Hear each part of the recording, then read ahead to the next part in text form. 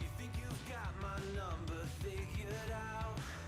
A motive born in drought and brevity. And if I'm not the soul of your design, I blatantly decline your remedy. Don't box me in, don't, or I'll leave. I'd rather be a dreamer, I'd rather be free, I'd rather be a leader, I'd rather be a queen, I'd rather be a singer in a trashy cover band. I'd rather be a closer, I'd rather be clean, I'd rather be a poser in a magazine, I'd rather be pretty much anything else than your machine.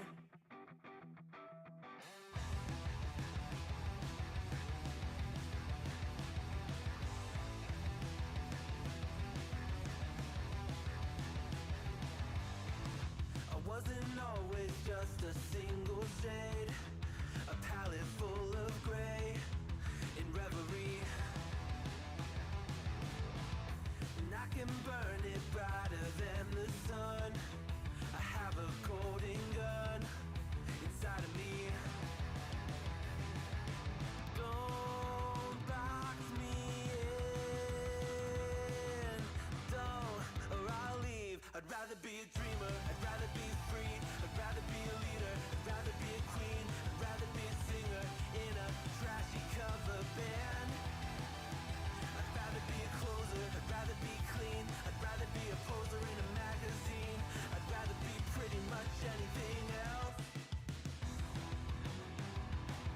And if I fall behind,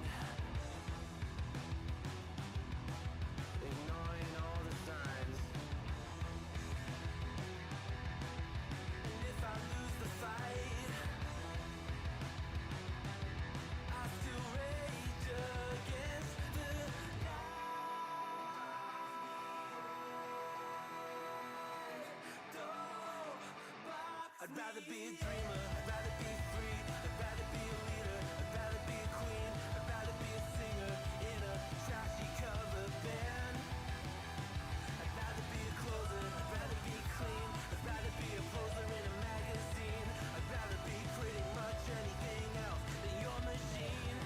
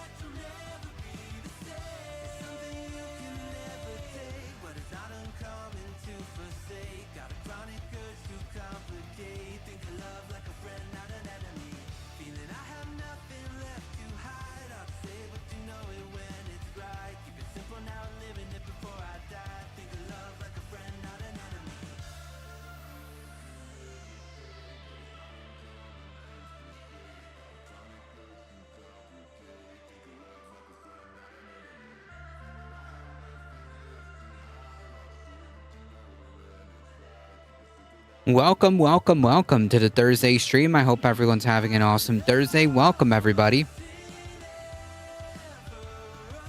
Welcome, welcome.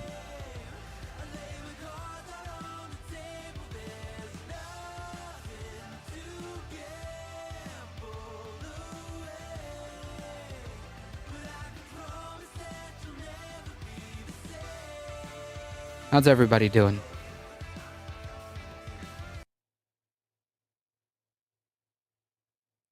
Donald Duck, welcome. Moanep, Narwhal, Bad Lefty, Sammy.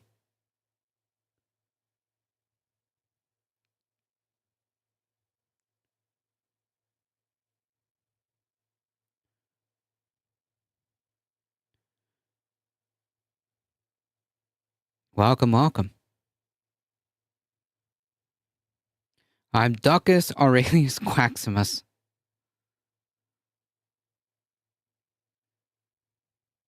I'm known by many names. Many people are saying the most names.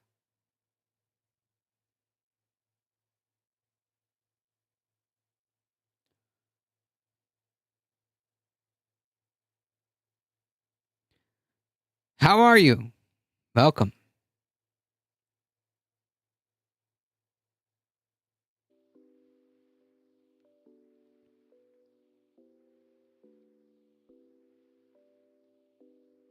How's it going? Great time. Last night on Left Past 10, we had Kowalski.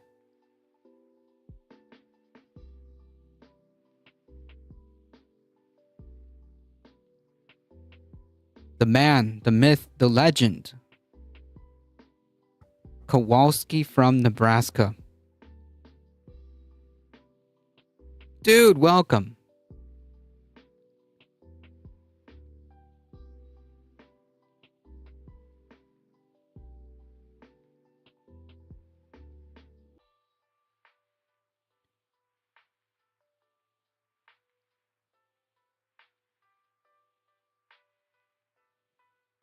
That was a fantastic episode. If you missed it, go check it out on the Letter Hacks channel.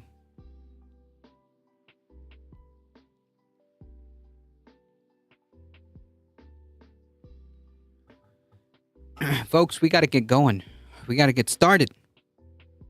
I am exhausted, and it is the weekend, basically.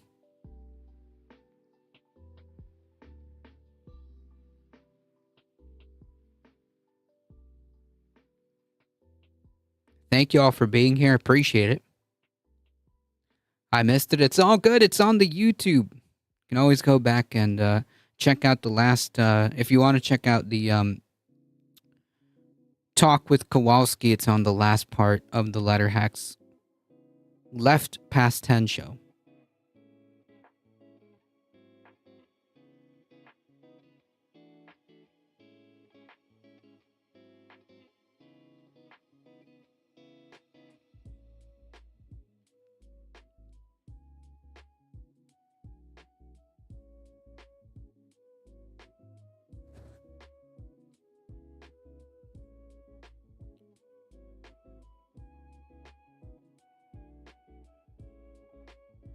Darn ads. Like YouTube ads?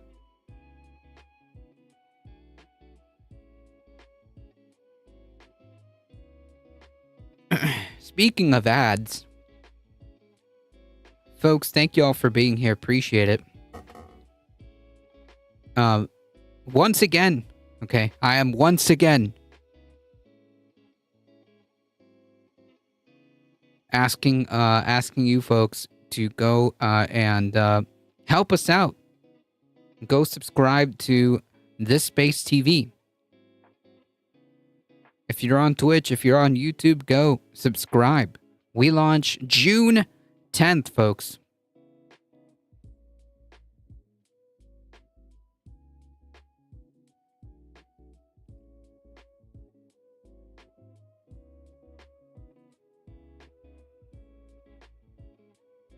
I know we have a lot of overlap between audiences on YouTube with the Letter Hack, so you may have already heard. But join us on this space. We are a lefty, independent, collective space. Nailed it.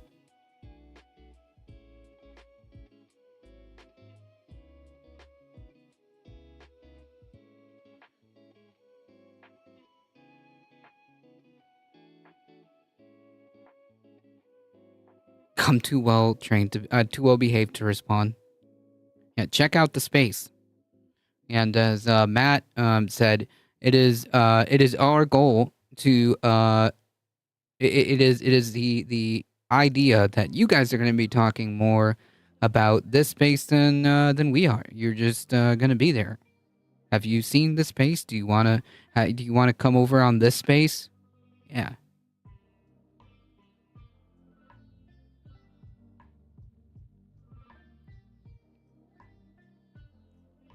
On the truth side of things,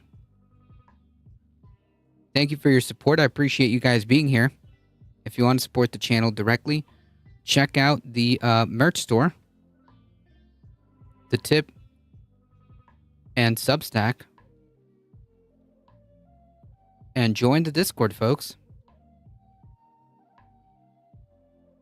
Let's get started because we got to go.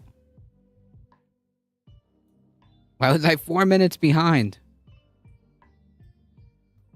Is YouTube really that? No, YouTube can't be that behind.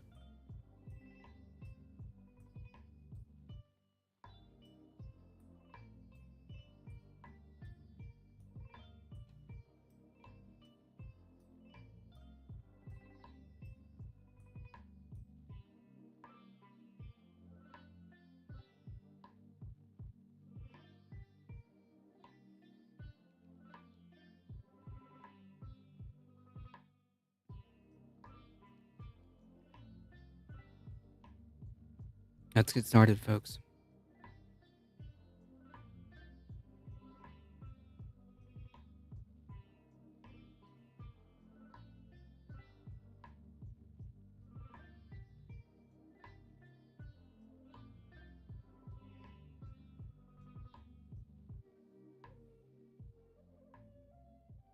It was me probably paused it as I was listening to music. Gotcha.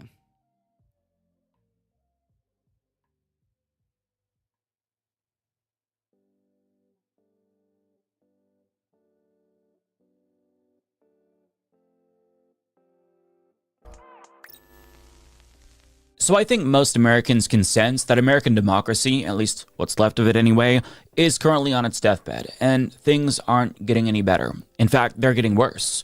Putting aside the shameless giveaways to the wealthy in Trump's so-called Big Beautiful Bill, there's also a hidden provision within that bill that strips power away from federal courts, meaning... Love the Carl Sagan video. Yeah. Heck yeah.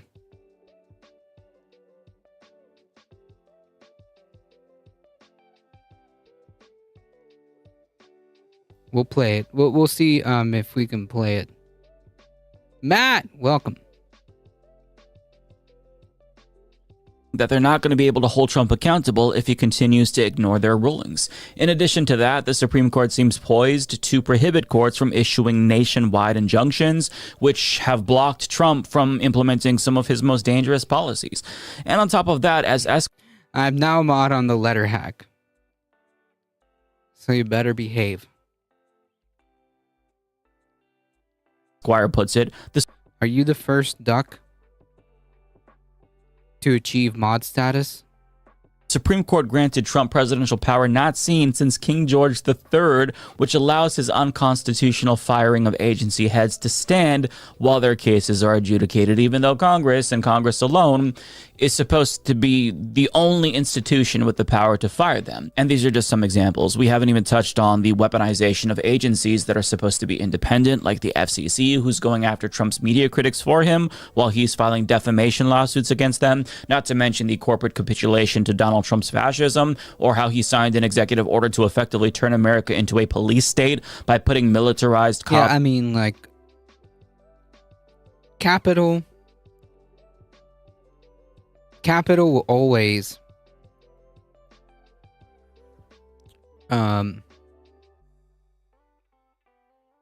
capital will always fold to fascism, right? I mean, we've seen this in history.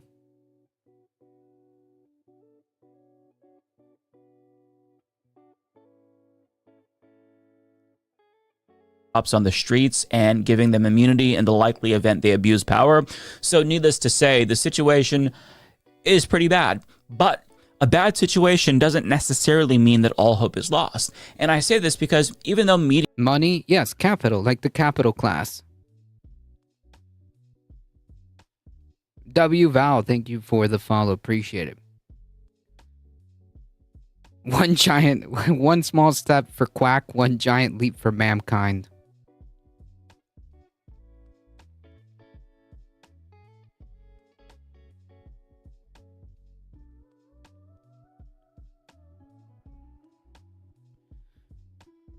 My beers are so far away. I feel that. My beers are in the store, unbought as of right now. I do have to go to the store. And academic institutions are being punished for criticizing this administration. We're still able to criticize him, at least on this individual level, without much fear of reprisal. Much fear, right? And while some states have put restrictions on protests, for the most part, we're largely allowed to peacefully assemble. And in some states, we actually have governors that are doing a good job at standing up to Donald Trump to protect our civil liberties and civil rights. Also, Taco Thursday. Welcome, Bipedal. Trump just lost tariff powers, or am I high, or both? So he did, and then the appeals court put it on hold. So like he currently it's currently in litigation because like the court ruled that like he didn't have those emergency tariff powers, and then he appealed the ruling, and then the appeals court agreed with Trump. So he does for now? Question mark. It's under review right now. Elections, they're still competitive and free and mostly fair, money and politics aside. So it's not all bad, or I guess I should say things could be worse, which begs the question, how do we actually know when we finally cross that line into authoritarianism? How will we know when we've actually lost our democracy? I mean, like, I think it's like a series of events, right? Like it's a domino effect. Like, you know, like Germany didn't wake up and then was like a Nazi state, right? Like there was a lot of turning points that happened, right, as each domino fell that led to that.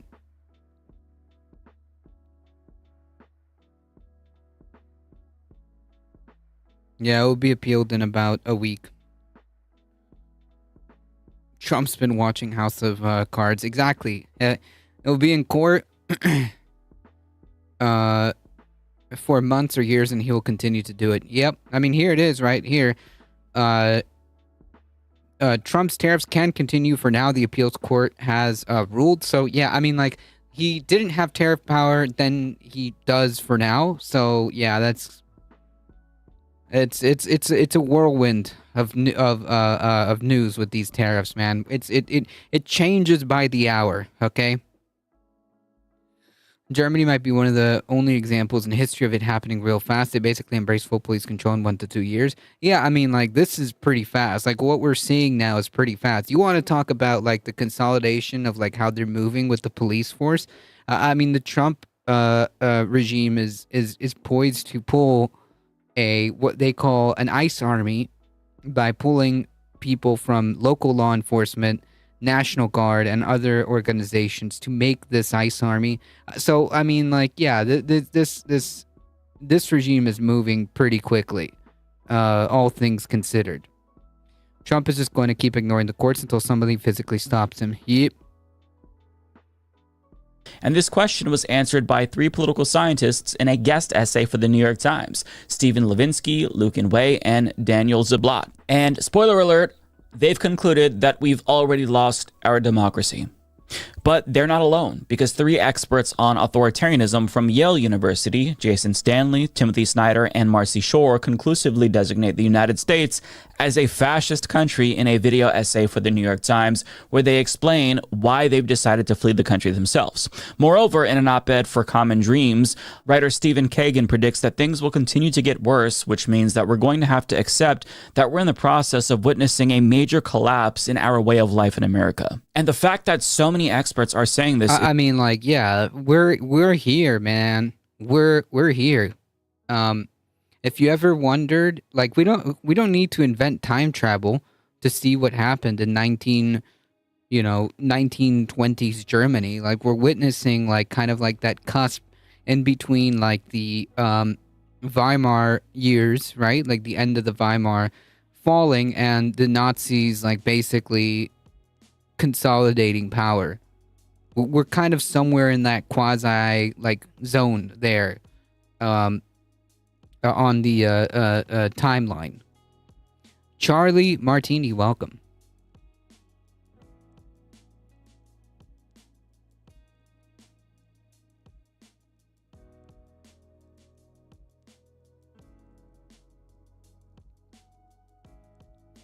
Can I not be here? That'd be rad.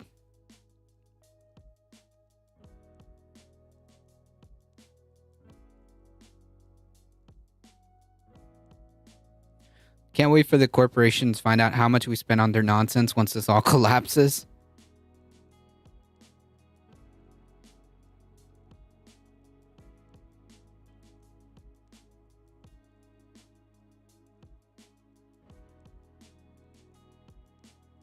Good for Gabby, welcome.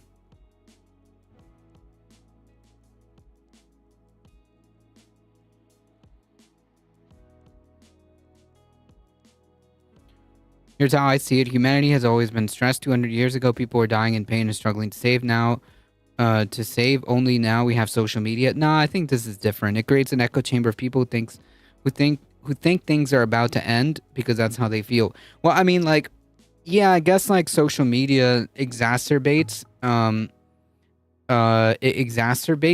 like, you know, the issues at hand, but, like, I mean, the reality is stuff is not great. Like, from an objective point of view, the situation's not great. You know, the situation's not great.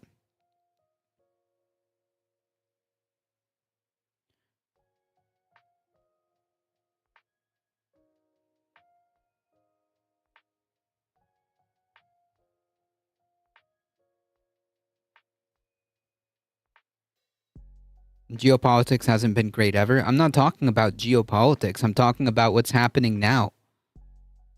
I'm talking about what's happening now in the country, in America.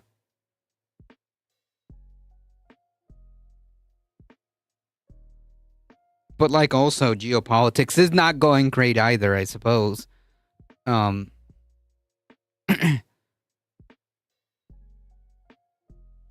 that's not the point.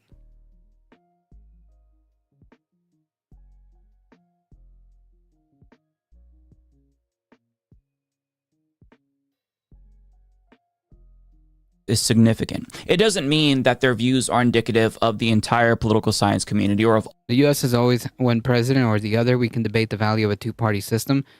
It's garbage. Like, the two-party system clearly is bad, but also, like, we've never seen anything like this.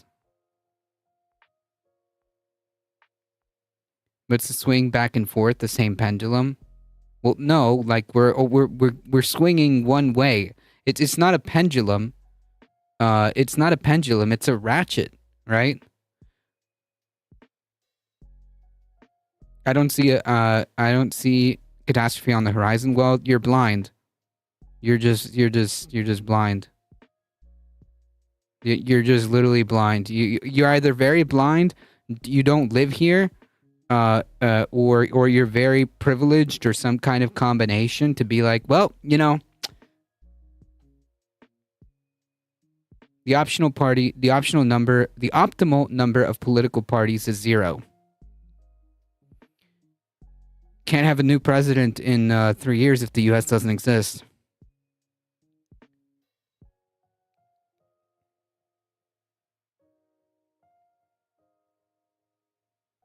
Yeah, the catastrophe is already like even that's what I meant about stress people. If you feel struggle, you'd expect him. But you're not listening. You're just like again, you're either speaking from a position of uh um privilege where this doesn't affect you, so like must be nice. You either don't live here or you're privileged enough to feel that way. Meanwhile, like this is actually affecting people real in the real world, like in the ground, right? Like I know people who are being affected by this, um, like firsthand. So I mean, you can pretend that everything's just gonna be like, you feel free to put on rose-colored glasses, but like here in the real world, like that's not how that works. That's not how it's working. Dude, like I literally know someone whose cousin was put in a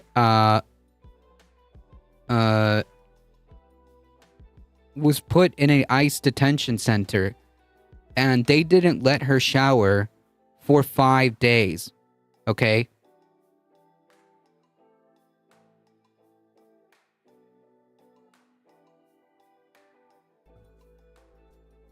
She said that her cell, her bunkie, was there for months, okay? And she was freaking out because she didn't know if she was going to stay in that horrible detention center for months, okay? It was actually a relief that she got to be deported quickly, but she was terrified. And that's just an anecdote, but it's an example of a very real situation that's happening to a lot of people. One is macro and one is personal. Yeah, but it's an illustration of where we are as a country and how we've been going down this road. This isn't new, by the way. The ICE detention centers, the horrible treatment of immigrants is not new. That's my point. This has been you can look back in history and you're going to, people are going to study this era and they're going to look back. It's not like Trump showed up and everything went bad. These are flashpoints, right? From I think Dan Arrows from Three Arrows did an episode a long time ago, 5 years ago, about the categorization of the ICE detention centers as concentration camps. And he made a point by illustrating in history that the Nazis didn't start the concentration camps. There was concentration camps already before the Nazis got into power. Here's what I know. When I walk 2 blocks to my grocery store, it's filled with 30 different fruits. Yeah, dude, again, it's cool, man. It must be so nice, man. It must be so nice to be that privileged. I told you, you either don't live here or you're privileged and you're just blind. And you're just blind. But that's cool.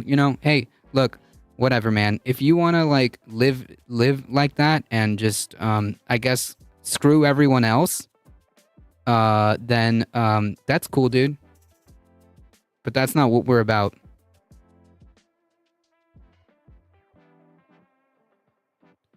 I'm having to abstain from certain medical tests because RFK likes to keep tracks of neurodivergent people to cure autism. That's real right here now. Yep. Wolf Glen, welcome. Unless you have fun money, you can lose everything. Yep. So I mean, again, you can pretend that everything is all right. But whatever, dude. It must be nice to be that privileged, It must be nice not to have to worry.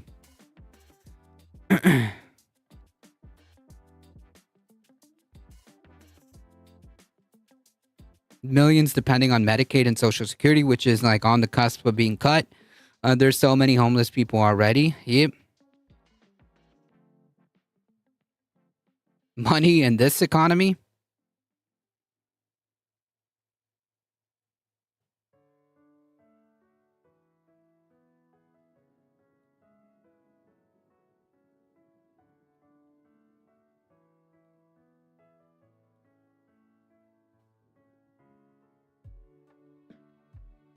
Yeah, it's not a problem unless it's my problem, you know? Lord Farquaad type stuff. Some of you may die, but that is a sacrifice that Corwin is willing to make.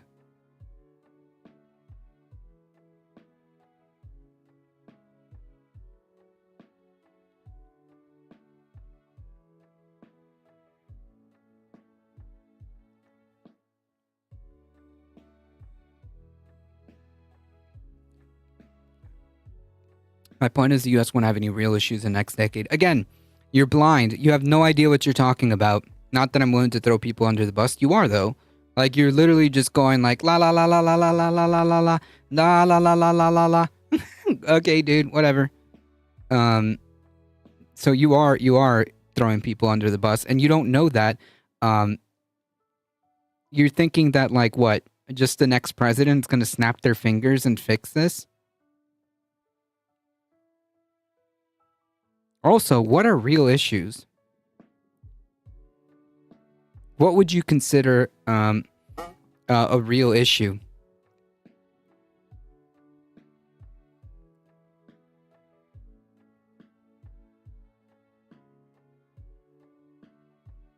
The Kreiber bus. A real issue is the economy. You don't think that like immigration is an issue, like people being treated inhumanely? You don't think that the destruction of democracy is not an issue? A president openly violating the Constitution is not an issue?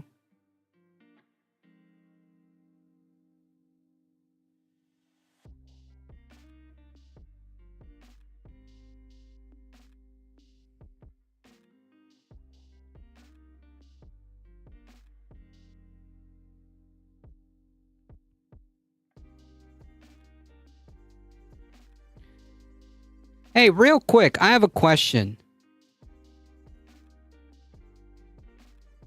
I have a question.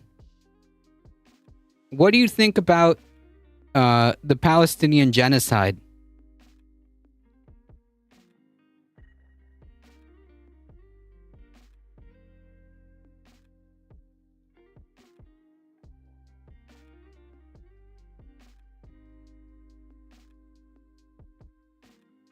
How's it going, Heat? What do you think about the Palestinian genocide? It's just a random, real quick question. It's a small question. Yeah, that's all I needed. Thank you. We should bring the ADT security badge over here. Yeah, we should.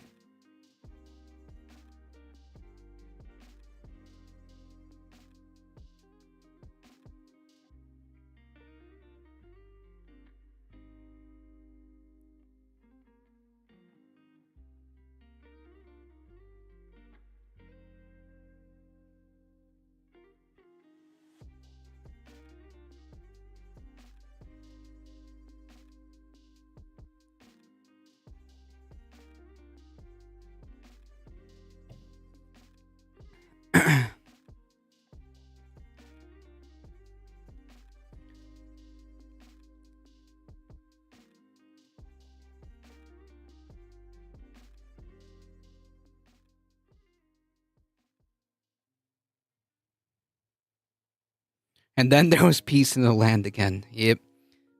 That didn't last long. I mean, I was informed by a very reliable source.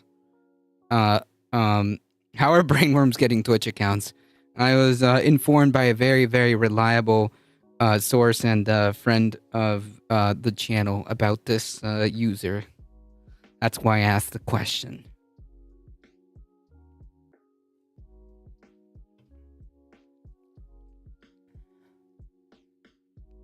At least that Corwin guy gave us something to unite against. I'm ashamed to say I was getting chips and salsa. No worries, no worries. I was throwing the rope myself. I figured that this person, given their chat history, was not long for this chat. That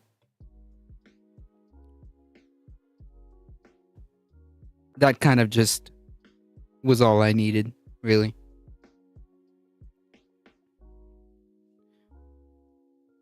Also, just to be clear, like, that is some disgusting freaking logic right there.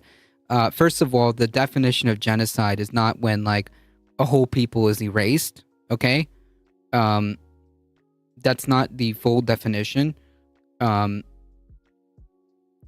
genocide. When you, it just doesn't mean, oh, you're trying to kill everyone. That's not what genocide, that's not the full and complete definition of genocide.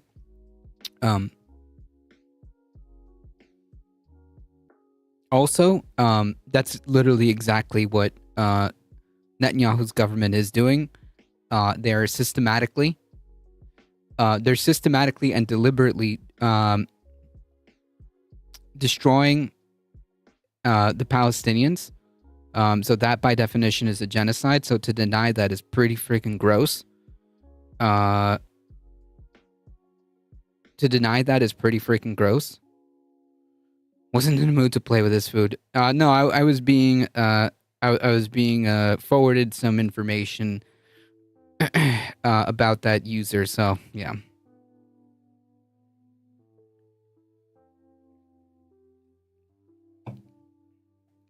Not cool. Screw that guy.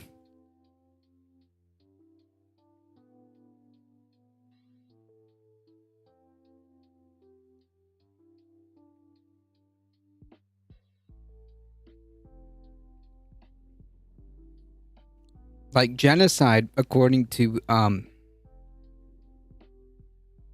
the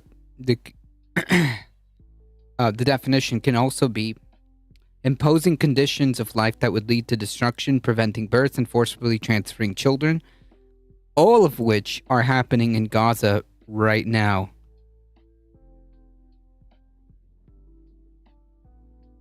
It's Holocaust denial when they say that. It doesn't even make sense from a Zionist perspective. Yep.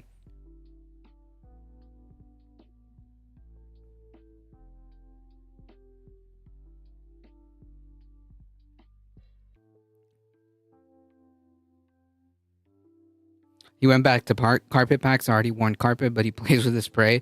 Yeah, good good looks.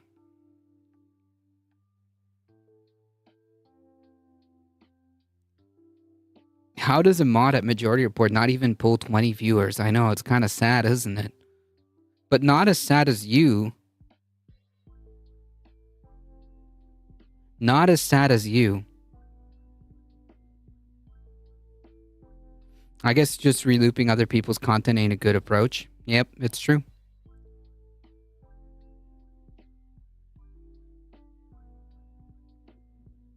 That's true. Didn't you get banned in the Majority Report? Was it me? Did I ban you? Is that why you're mad?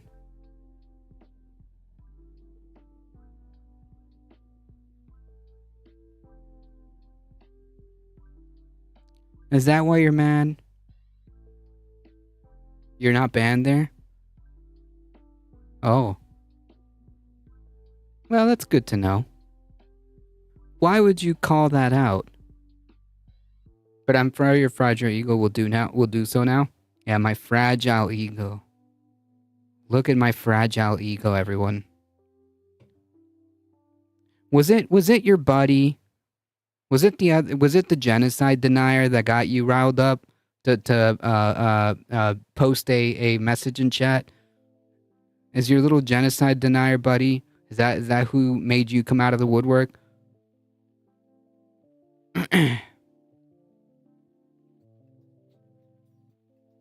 I mean, I'm tired. I don't even want to go through these garbage news. It's not great news. It's not great news today. So, trolls, oh, you're engaging your imagination now, clever. No, I'm asking a question. I'm sorry you didn't understand that. I know words are hard.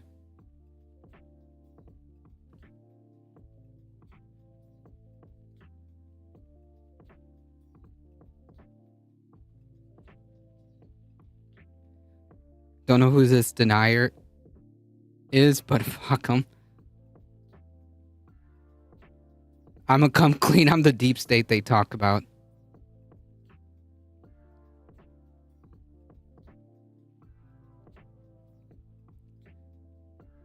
Yeah, maybe it's them who's coping hard. You're not my buddy, guy. John Lithium. I just saw your name. Another troll. They saw them banned in Maples. Yeah, I see it. Posada bot is such a blessing. You know, oh, maybe I'm wrong. Maybe I got this guy wrong. You know, Heat, you're right. Maybe I got this guy wrong. Maybe he's trying, okay, to push me over the edge of that 20 viewership. Maybe that's the goal here.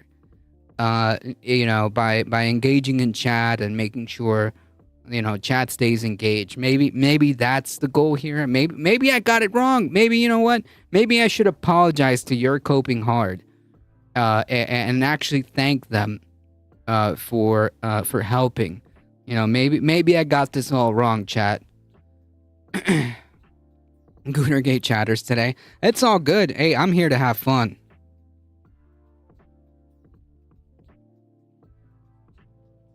Maybe the right wing is coping hard, not the lefties. The right wing is constantly coping. It's like it's like their ideology relies on it, right? Every accusation is just a confession. It's a requirement.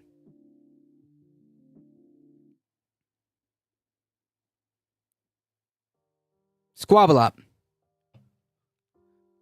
I've been watching vids on Manosphere all day. I'm sorry to hear that. And by this Aussie chick and getting depressed.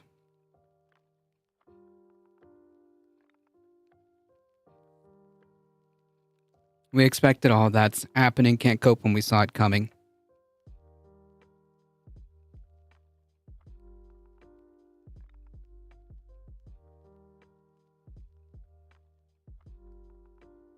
Read 918 doing the Lord's work by giving us valuable information on these trolls.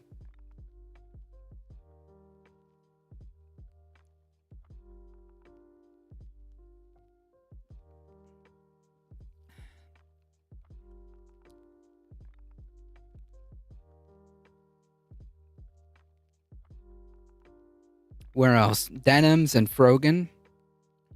Maple takes. Yeah.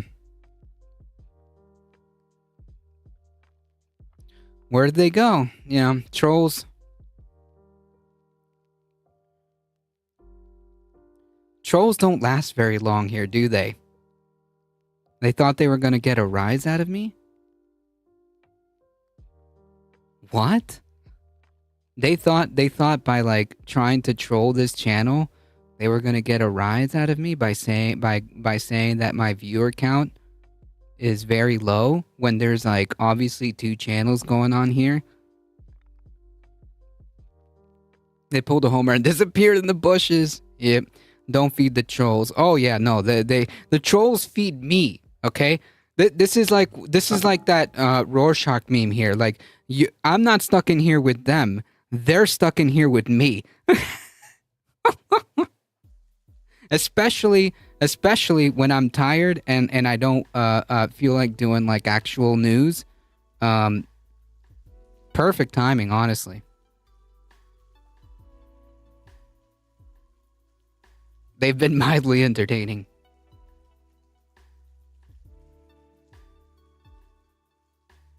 Yeah, this is easy streamer content. I need an easy day today. Come on. That's true, Wolfglen. I need an easy day. You know, every streamer deserves an easy day, okay?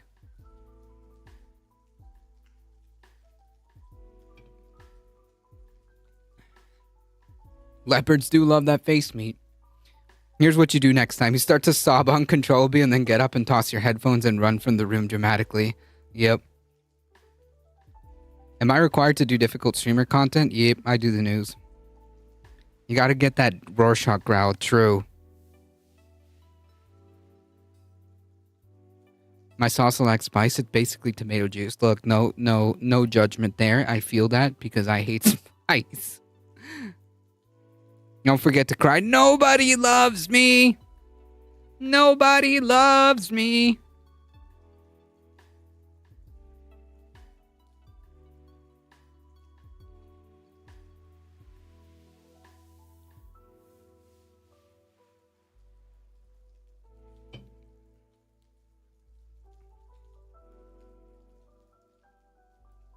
No, I'm bored. I need to add some kick. Put some not tapatio. Put some man, I can't remember the name of the salsa. It's like Tabasco.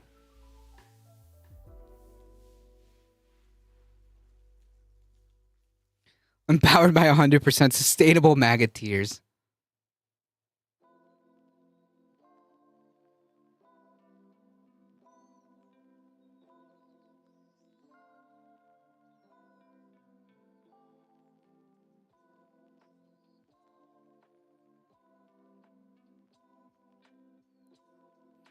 As an MR mod was funny. Imagine putting that sort of value to something like that. Yeah. Also, like, I didn't even know if they were banned there or not. I just assumed because they called me out as a majority report mod. I was like, oh, these people, this guy probably got banned there. Look, I barely ban people from the majority report. Okay, if I catch you and I ban you, it's for a damn good reason. Okay. And the fact that they weren't even banned from the majority report is like the icing on the cake. Is the icing on the cake there. Like, dude, why are you even bringing that up if you're not even banned from that channel? Like, that means something. Whatever.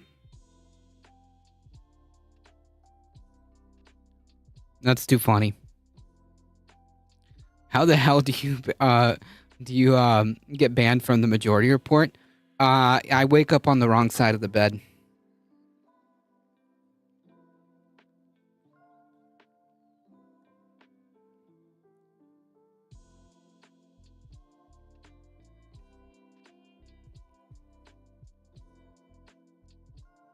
No, I'm just kidding.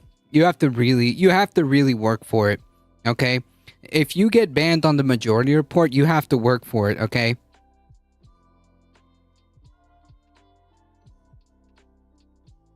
I'll ban you for the crack. Oh, speaking of that, I saw Emma on MSNBC.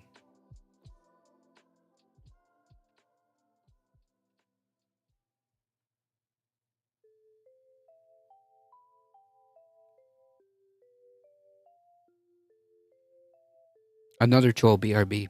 Go forth.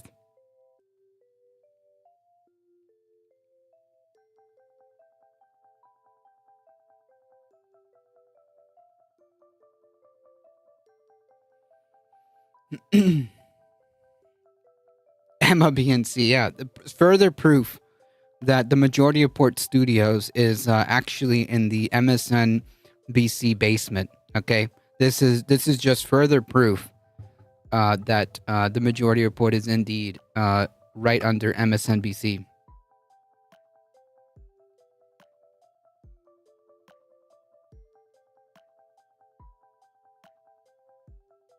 It'll be in 5 in 1 minute, so I'm cracking open a Smirnoff Ice. Nice.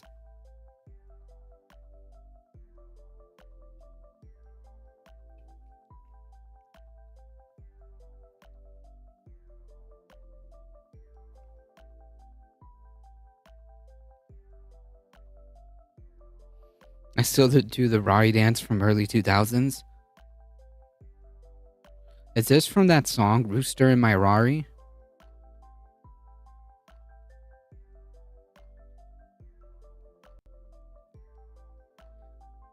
If it is, I'm immediately shutting stream down because I accidentally aged myself too much.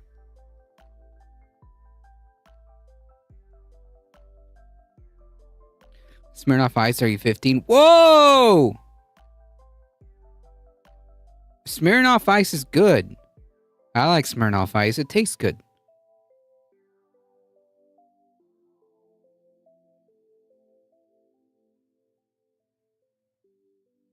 I haven't had a Smirnoff in an eternity. Me neither, but they're good. They're good. I like Smirnoff Ice.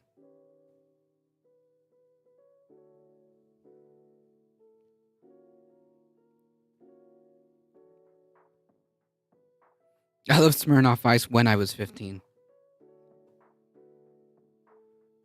Nah, if it tastes good, I'm good to go.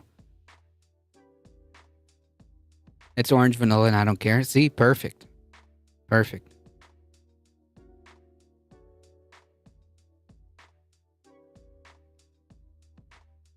That sounds good to me.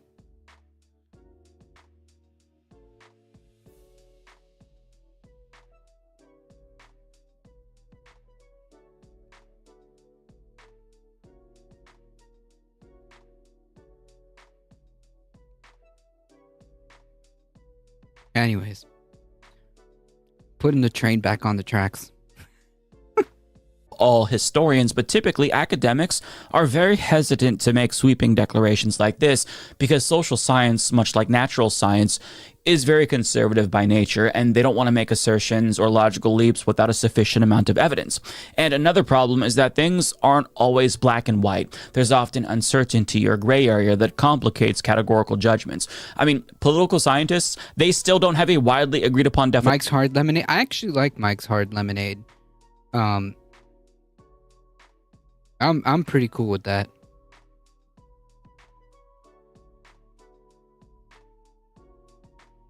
Definition of democracy, and they've mapped out a million different types of authoritarian regimes. So if so many of them are confident enough to deduce that America meets the basic criteria for authoritarianism, then I for one am inclined to believe them. And even though their characterization of America is important, understanding how they get there is equally important. So without further ado, let's hear from Levinsky and his colleagues, because what they say is crucial. They write, in democracies, citizens are not punished for peacefully opposing those in power. They need not worry about publishing critical opinions, supporting opposition candidates, or engaging in peaceful protest because they know they will not suffer. I was in the era where Four Locos originally came out, and whew boy, let me tell you.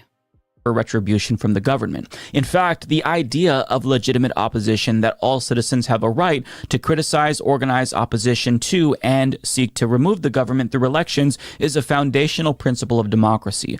Under authoritarianism, by contrast, opposition comes with a price. Citizens and organizations that run afoul of the government become targets of a range of punitive measures. Politicians may be investigated and prosecuted on baseless or petty charges. Media outlets may be hit with frivolous defamation lawsuits or adverse regulatory rulings. Businesses may face tax audits or be denied critical contracts or licenses. Universities and other civic institutions may lose essential funding or tax-exempt status. And journalists, activists, and other critics may be harassed, threatened, or physically attacked by government supporters. When citizens must think twice about criticizing or opposing the government because they could credibly face government retribution, they no longer live in a full democracy. Yep. By that measure, America has crossed the line into competitive authoritarianism. The Trump administration's weaponization of government agencies and flurry of punitive actions against critics has raised the cost of opposition for a wide range of Americans. So there's your answer. Love it or hate it.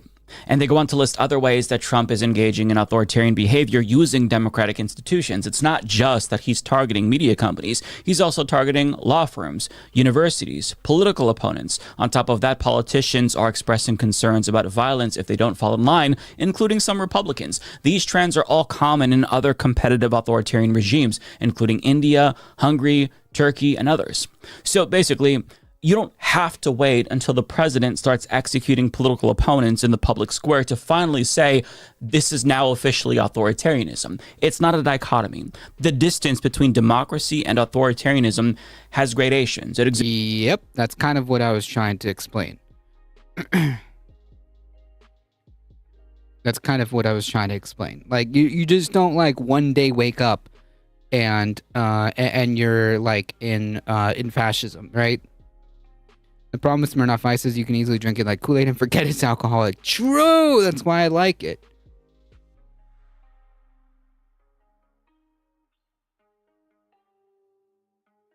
First time I drank Four Locos, no one warned me and I blacked out. Oof. I feel that.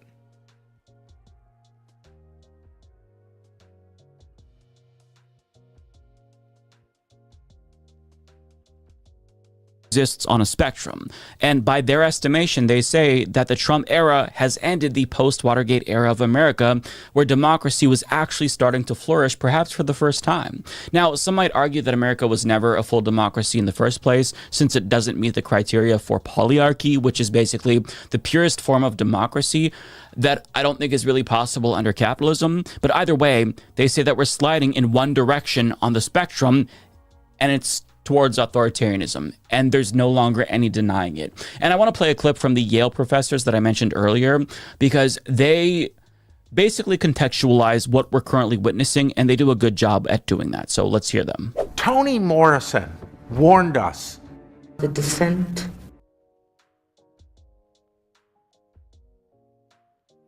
Hot Wheels ever tries to come by here. He claims that Palestine never existed. Oof. That's an Insta. That's an Insta. That's an Insta.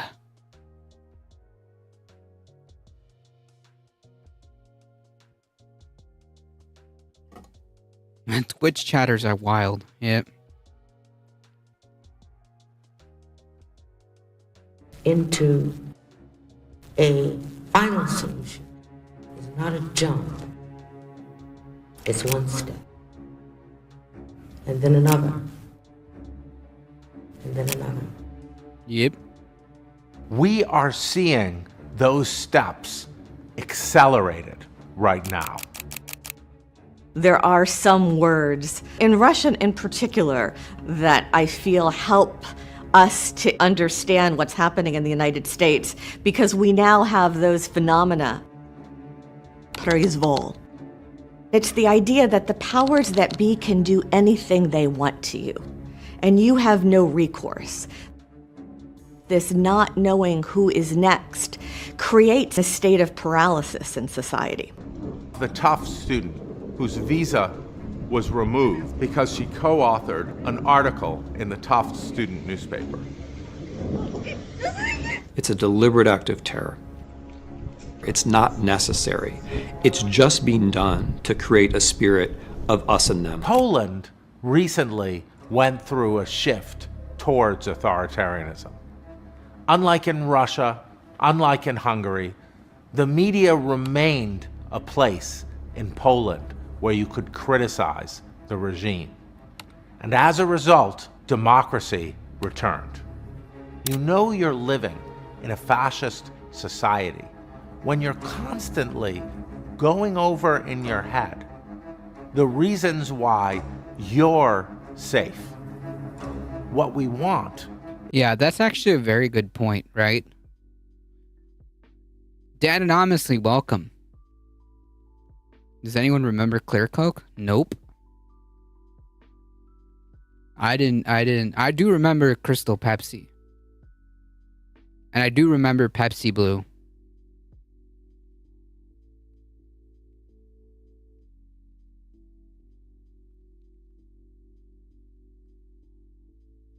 Red Bull vodka keeps the party going. Oh yeah.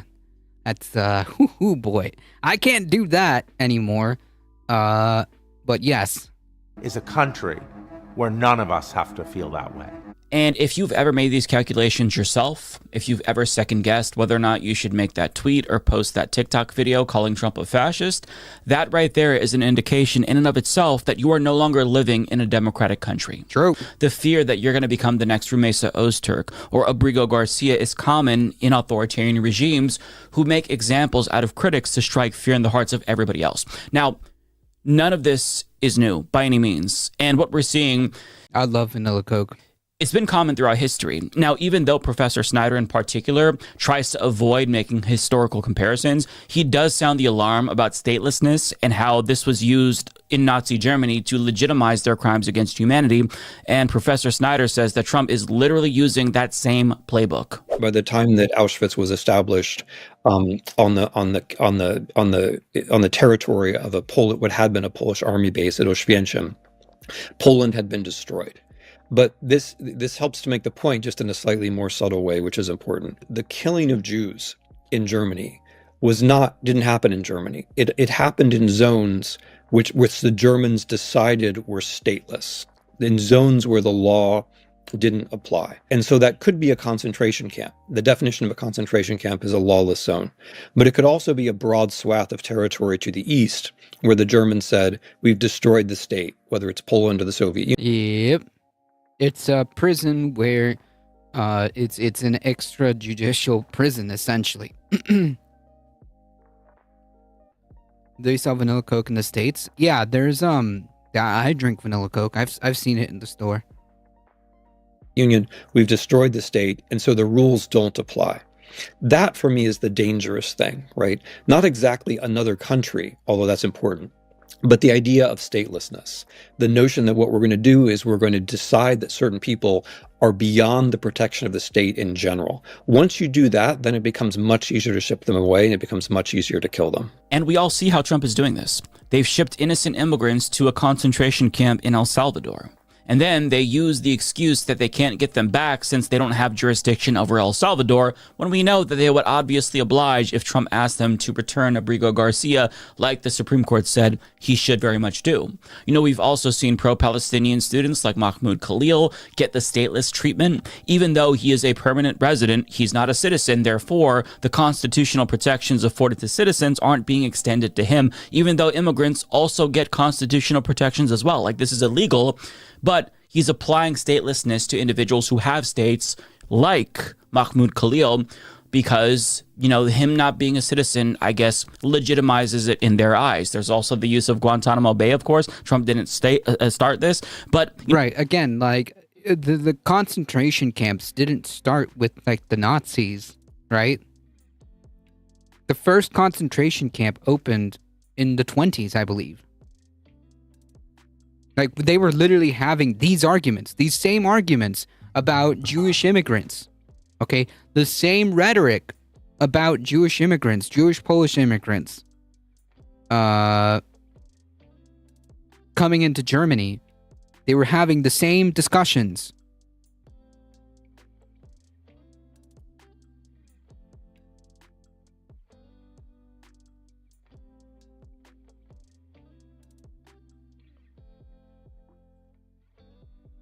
You know, moving citizens into zones where the law, domestic law, doesn't apply to them makes it easier for them to abuse power and hide their abuses of power. So what we're seeing is a fascist society that has devolved into a closed authoritarian regime because of all of these things that Donald Trump is doing. Now, the good news is that this is actually still reversible. And Levinsky... Yes, exactly. Like, this isn't like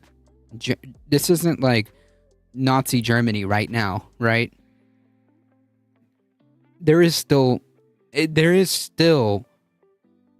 ways of reversing this. They were killing Jews before Nazi Germany in concentration camps. No.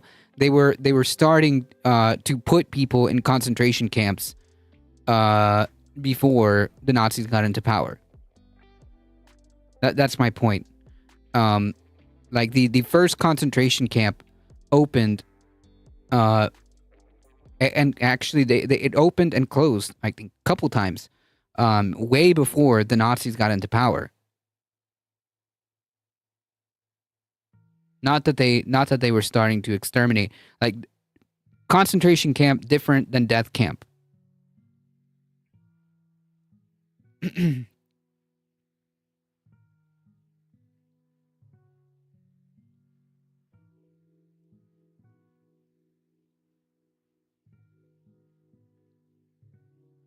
And his colleagues explain why they think this is the case. Quote, the costs of opposition are surmountable, and importantly, the descent into authoritarianism is reversible. Pro-democracy forces have successfully resisted or reversed backsliding in recent years in Brazil, Poland, Slovakia, South Korea, and elsewhere.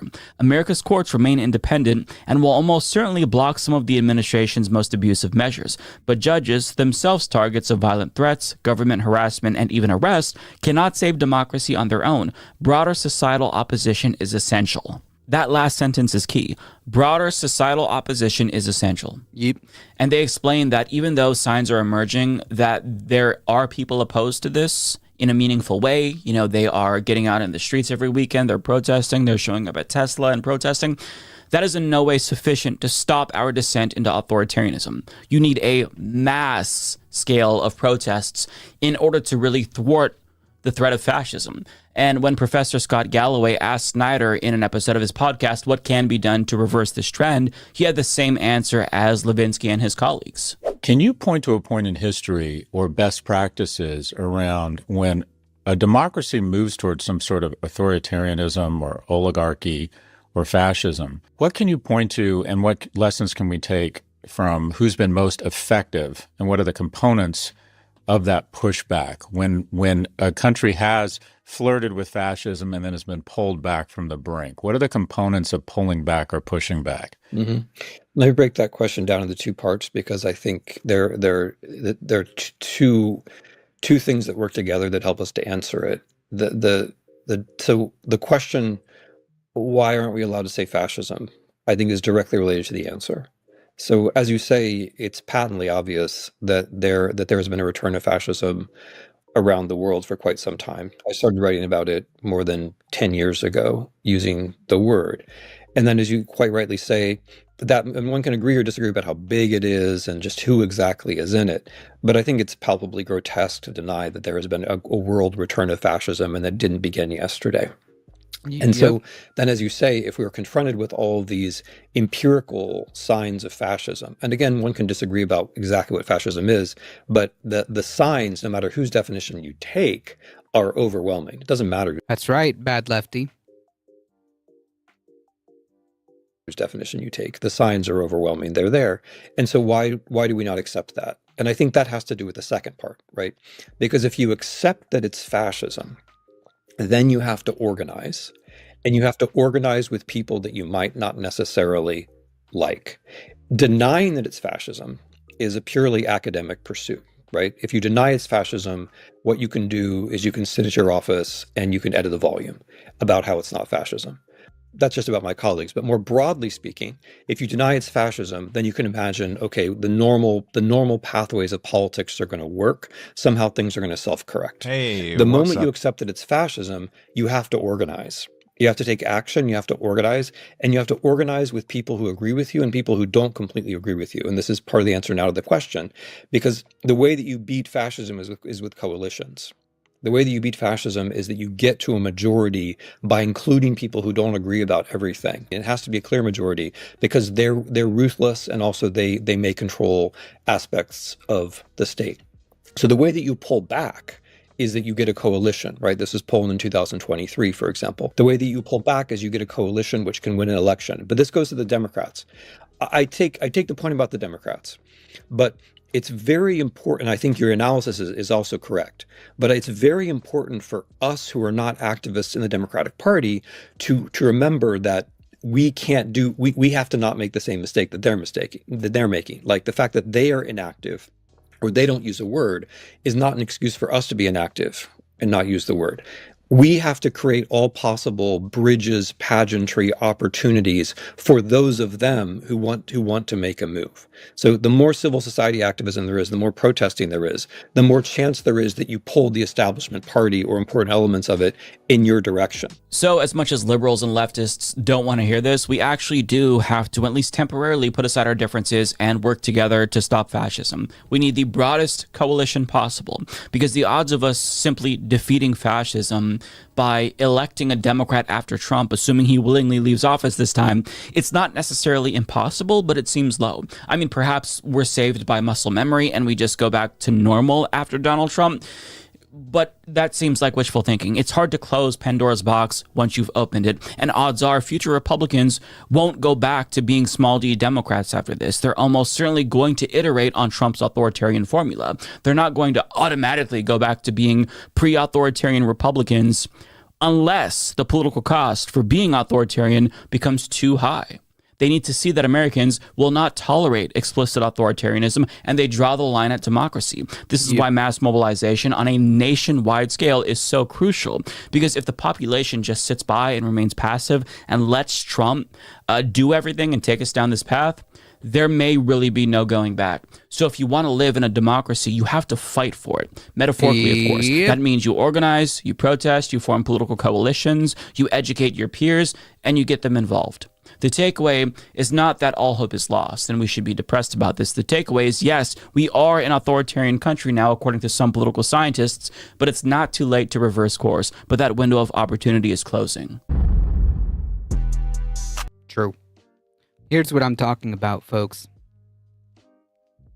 One of these might look like. The increasing immigration of this new group of people is gradually becoming a serious problem. Although one may be far from wanting to deny these unfortunate ones the right to asylum, it must not be forgotten that a large proportion of these arrivals are made up of people whose immigration and settlement in our country meets justified concerns. Pity for them must not blind us to the fact that they are largely unfit for integration into our society. Naturally, there are also voices in the press arguing for the opposite, and opinion pieces like this are also published.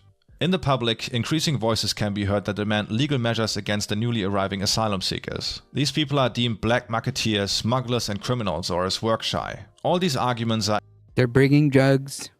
They're bringing crime. aimed at taking the strongest measures, i.e. to cram them into concentration camps or force them to leave the country. A measure that destroys so many livelihoods should not be based on bold allegations. Even less, it should be based on demagogic agitation that doesn't live up to the facts, nor is capable to effectively remedy existing damage. Truly, the recovery of our country cannot be brought about by the use of force against a small, defenseless fraction of the population. Eventually, the authorities respond to increasing right-wing pressure and set up facilities to concentrate asylum seekers and immigrants without citizenship to ensure swift deportation. Shortly after they are set up, though, reports of unsanitary conditions and inhumane treatment spark public protest, and a female politician decides to tour some of these facilities to get a picture of the situation. The conditions she witnesses in these camps are absolutely appalling to her, and in front of parliament she claims that detainees are forced into wooden barracks, infested with bugs, and that the air in these buildings is unbearable. At night they only have The context that he's setting up is he's pretending that this is a hypothetical country. blankets to protect themselves from the cold, and she also talks about the detainees being served substandard food, including rotten potatoes. Continuing, she says, "It's not just our responsibility, but the one of every upstanding person to bring this shame to an end as fast as possible," and closes her report with categorizing the previous occurrences as severely damaging to the reputation of our country. A different public figure also decides to tour these facilities and comes to the opposite conclusion, stating, "All in all, we can say that this whole thing has been blown out of proportion and is used for political agitation by the left." Okay, enough of this. What was this all about? Well, I just thought it would be funny showing a number of events from a different time and place, considering how much it echoes the current situation in the United States, without you knowing where this happened. But enough of the funniness, here comes the gut punch. As you can probably already guess, our hypothetical country is not hypothetical at all. It's very real, and this all happened in the early 1920s in the country of Germany. I had to switch a few words for the quotes like replacing Germany with our country, but the rest is all kept the way it was. The news piece opposing the asylum seekers was published in the Karlsruher Tageblatt on the 3rd of January 1920, and the opposition piece was written by Albert Einstein a couple of months later. The female politician touring these camps was Mathilde Wurm of the Independent Social Democratic Party, and the quote about the concentration camps being totally fine and used as a political tool by the left also is a real quote. Now, why does this even matter? Apart from being one of the more interesting historical parallels, it matters because the immigrants in this case were Jews fleeing persecution in the Russian Empire and seeking refuge in Germany. It also matters because these were the first camps on German soil to literally be called Konzentrationslager. Not that it should matter, since facilities with the name concentration camp have been around since the Spanish-American War, and if you don't know the difference between what a concentration camp and what a death camp is, maybe just, shut your face about it. So yes, these are concentration camps. Anyway, the reason why I like this German example so much is because in retrospect, we can clearly see it as being a stepping stone to the eventual genocide of the European Jews by Nazi Germany and its collaborators about 2 decades later. And not just Jews, of course, but other minorities like Romani who were also stuffed into the same earlier described concentration camps in the 1920s. Yep. And keep in mind that when Germany's first domestic concentration camps were set up, the country had a left-leaning government which openly condemned anti-Semitism. The Nazi Party barely even existed at this point and was far from entering the national parliament. So now would be the time to write your comment about how the US concentration camps already existed under Obama to totally own me or whatever. About 2 to 3 years after being established, Germany's first domestic concentration camps would close their doors again because the conditions continued to spark public protests and operating them became too much of a fiscal burden for the government. Be that as it may, the arguments from the right when it comes to human rights abuses in the name of immigration enforcement don't change over time, it seems. If these camps are so horrible, why don't they just stay where they are?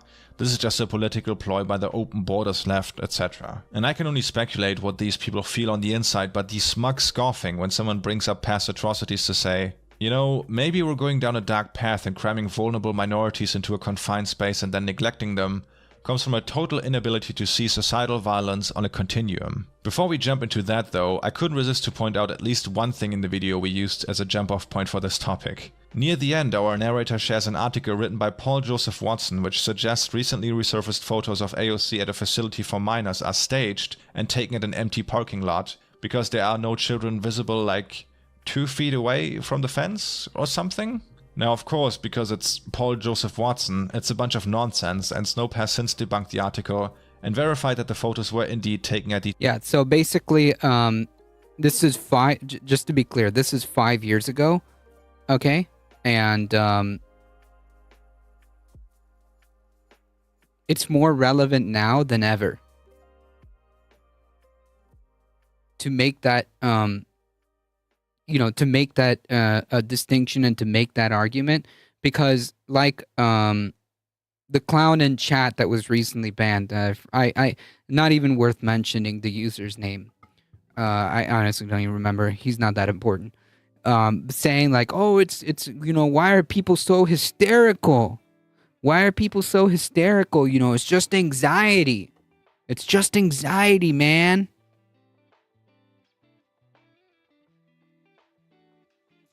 Yeah. Remember, folks, Nazi Germany, you didn't just wake up and there was death camps, okay?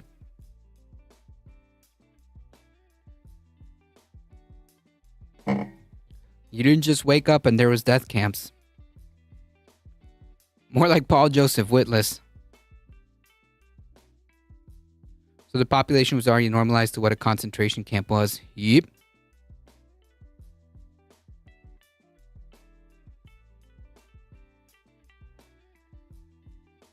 Charlie Martini, welcome. Obama. In this day and age, we cannot tolerate this anymore. Yep. Like, this is why everyone needs to be, everyone needs to put on their game face. You know what I mean? Like, this is exactly why. Because this is it, folks. This is it. Where did we want to go?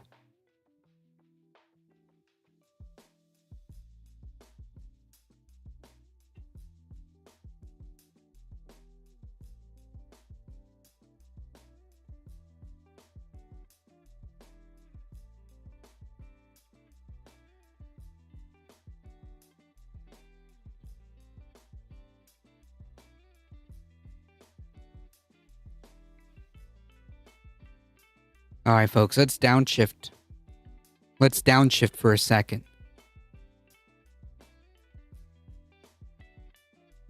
That was a pretty heavy conversation to be had.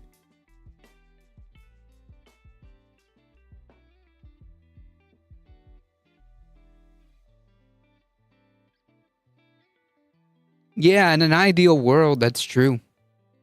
In an ideal world, it would be nice if we didn't need guns at all. Ongoing thing about like men not being respected enough, and Democrats are putting money into learning how to appeal to men. And it's just, this thing is like, and I'm not saying this like I'm different than other boys. Like, that's not what I'm saying. I definitely have, problematic things that are baked into the system and how I was raised. But at the same time, it feels like such horseshit.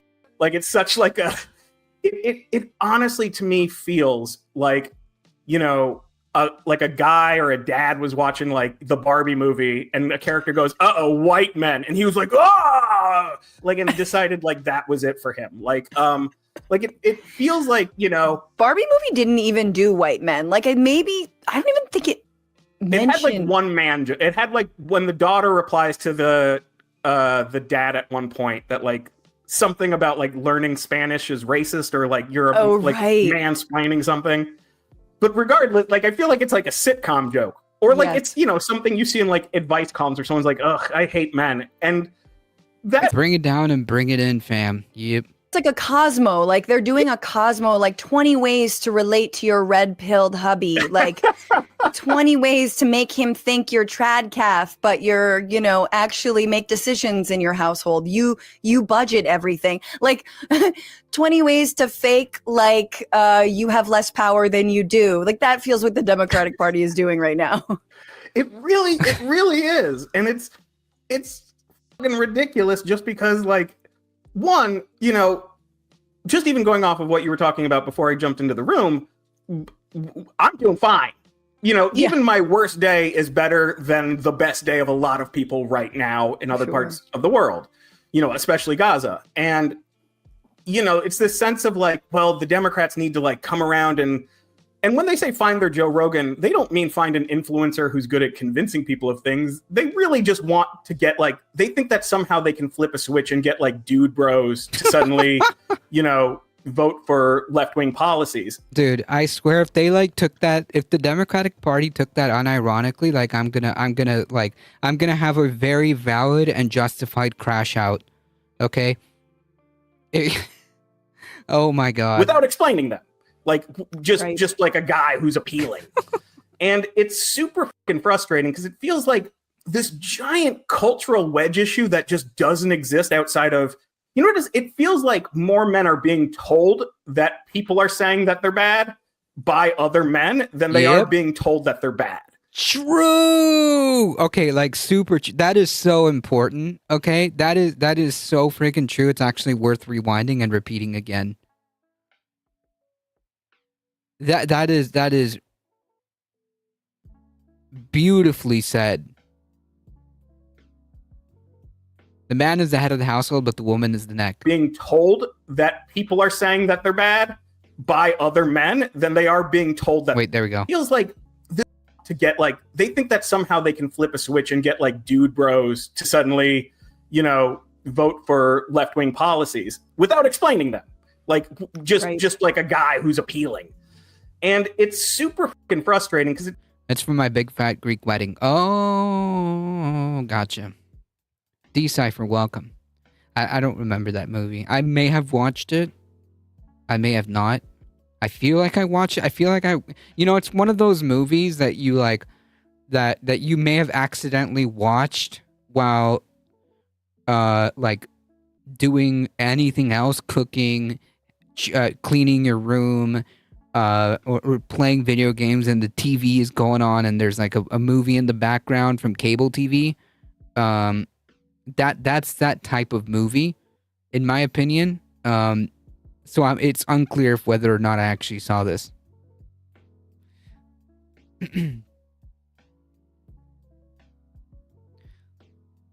I'll never not see this guy's Looney Tunes 9K. it feels like this giant cultural wedge issue that just doesn't exist outside of, you know what it is? It feels like more men are being told that people are saying that they're bad by other men than they are being told that they're bad. Yeah. Like I feel like I can hear more podcasters say everyone hates men now than I actually hear people say I hate all men now. Yeah, exactly. No, it's all imagined. I mean, we're going to talk about the backlash to the George Floyd, movement moment. And Black Lives Matter more broadly, but we are living in a massive backlash to the Me Too moment. And I don't feel like there's like, sort of online analysis and literacy about that, but not in a mainstream cultural way, like a very clear understanding of what backlash is and what that looks like. Here's my thing. Want to bet the 50 million the Democratic Party is using to find the next Joe Rogan? Want to bet that goes to Joe Rogan? Oh my god. No, please stop. Don't give him any ideas. Okay? DNC fights harder against Bernie than they did against the Republicans. Yep. Like the original Twister. Yeah. That's the kind of movie I would put in the background or like accidentally watch while I leave the TV on and I'm doing stuff.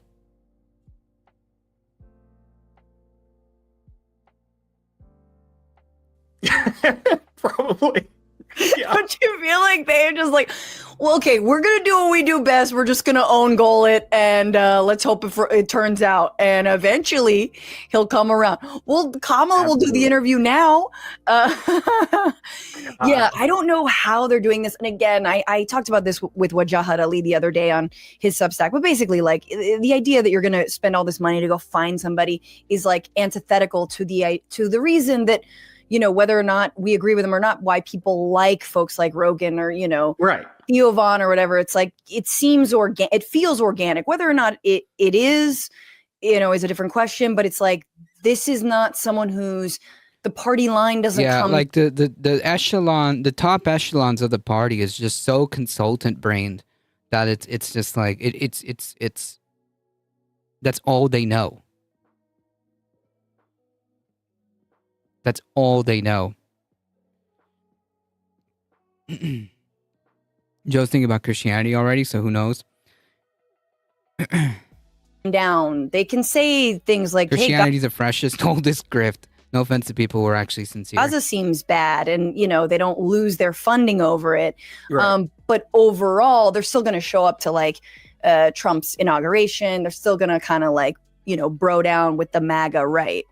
Yeah, I mean, and that's the thing you always hear about. Like, I don't fucking listen to Joe Rogan just because he doesn't talk enough about video games. But I think, like, you know, the thing is, when I talk to like other guys who do like him, you know, they'll be like, it's like hanging out with my friends, and I feel like that is the secret sauce to that the Democratic Party, and when I say Democratic Party, I really mean, you know, officials and advisors. I don't mean, I think sometimes there's this weird Jake Tapper thing where any Democratic voter becomes the Democratic Party. You know, like, and I don't mean Democratic voters who are sometimes just stuck with what they got. But it's, every cult has true believers. Yep. Put them on an island to grift each other for eternity. Now, I think they wouldn't last very long if that was the case. Is that effing loons? I have super hardcore awesome ADHD, so if it was already mentioned, I apologize. I mean, is that Looney Tunes 9000? it's, you know, it's harder to be like, he's just like my friends if the person starts off by being funded by a political party. Right. You know, it's hard to be like, oh, it's like hanging out with my buddies. You know, my buddy that has been paid $10 million by Obama. You're like, I don't know. Yeah. You know, it feels like, you know, a problem that the Democratic Party, I feel like, keeps hitting is almost, what's the word I'm looking for? Like stepping on a rake? Like literally like Wile E. Coyote shit? I actually hold a lot of bitterness towards the church, but I was also a sincere believer at one point. Yeah, fair point. Fair enough. Like being real people. Yeah, exactly. Totally. It's totally an authenticity problem. And again, it's an unspoken slap in the face. And like the reason why it's an authenticity problem is because it's legitimately inauthentic, right? Like it's consultant brains, right? It's like, let's triangulate based on like polls and like see if we can like, you know, do that meme. Like, how do you do, kids? To Democratic voters.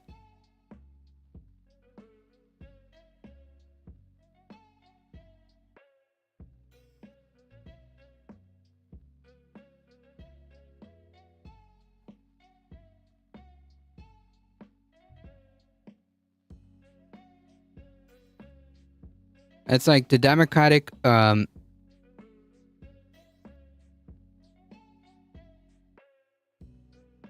it's like the Democratic Party pays tens of millions of dollars, okay,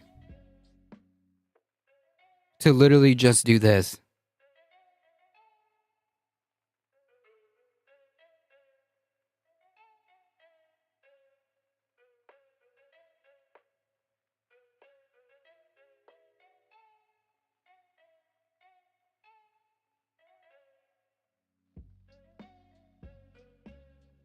I have not seen that movie.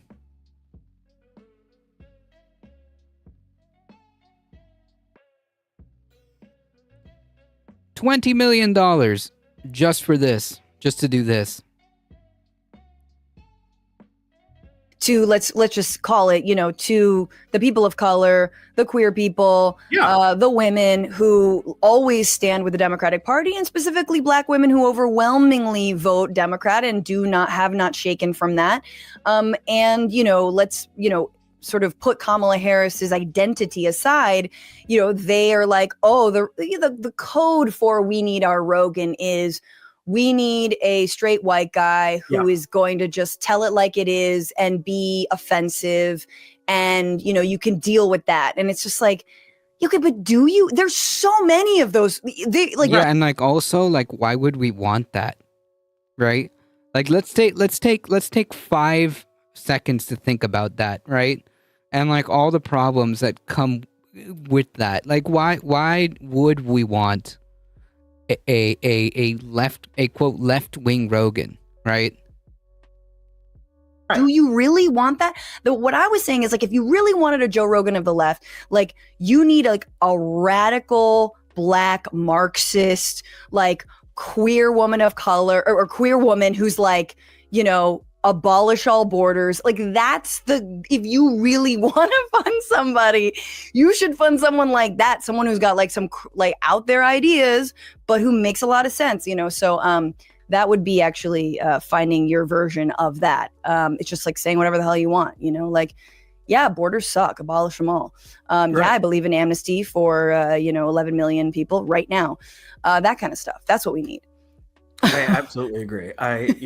We don't just need like, here's a Democrat that also goes to UFC events. Like, it's Exactly. like we don't. Yeah. When they say, like, when the Democratic upper echelon, the powers that be in the Democratic Party say we need our own Joe Rogan, that's who they're talking about. Like some dude who likes to go to UFC events and pretends like he's like one of the bros, Don't need the same exact thing, and it's not going to get his demographic to just jump on board once there's like another guy with muscle saying, right, be sure to, I don't know, be sure to vote them, right? Okay, whatever centrists are saying right now. Yes. Be sure to watch for your wokeness. Oh my God, yeah. What's going on, Frantifa? If you haven't already,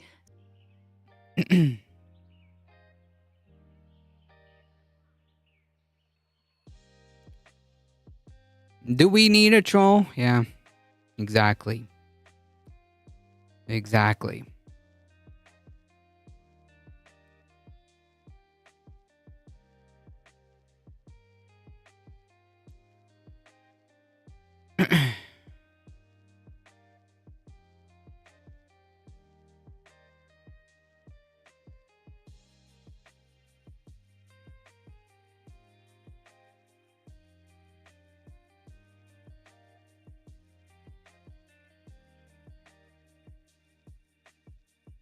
Checks his wokeness in the morning. Welcome, Michael Hathler. I am the troll you're looking for. You're gonna be our Joe Rogan? You need to set up a podcast.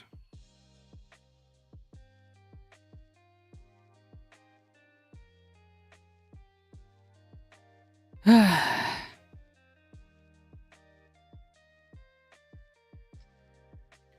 folks, we're gonna speed run through this because I gotta get out of here. Judge blocks Trump administration's effort to bar Harvard from enrolling international students. So, yay? A federal judge said she would issue a preliminary injunction that would allow Harvard to continue enrolling international students, halting, at least for now, the Trump administration's efforts to ban the practice. Lawyers from Harvard and the Trump administration were packed in a courtroom in Boston on Thursday today for a hearing on the administration's attempt to revoke the school's ability to enroll students and scholars on international visas. Yeah, I mean, like, this is just, like, blatantly authoritarian, right? To try to, like, first of all, to try to strong-arm the education institution, right? The educational institution. And two, like, it's just straight-up xenophobia, right? Like, Trump was saying, like, oh, some of them are good people, I guess, but, a lot of people are bad people, okay? Especially in Harvard. They're very anti-Semitic. They're very, very anti-Semitic. Almost word for word, by the way, is the thing he said.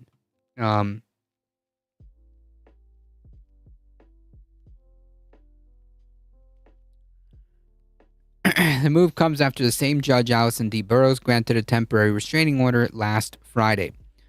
To me, it represents some kind of temporary relief, said Ella Ricketts, the first international student at Harvard, set to start the internship. Jeez, I'm so like I'm still stuck in that previous conversation about internment. And had been worried about that without a block, she wouldn't be able to. She said she was hesitant to mark this as a victory. Obviously, I remain optimistic and hopeful, but this is very much just one step in a much larger process. So for now, Trump has lost yet again in court. We'll see how that goes.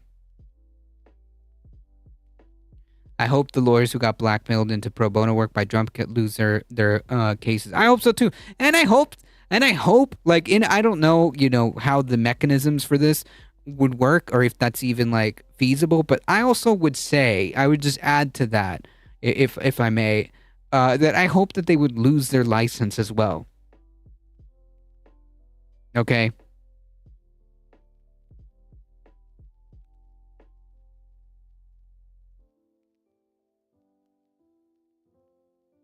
I understood that reference. Nightman. Oh. Wait, no. Dayman. Fighter of the Nightman.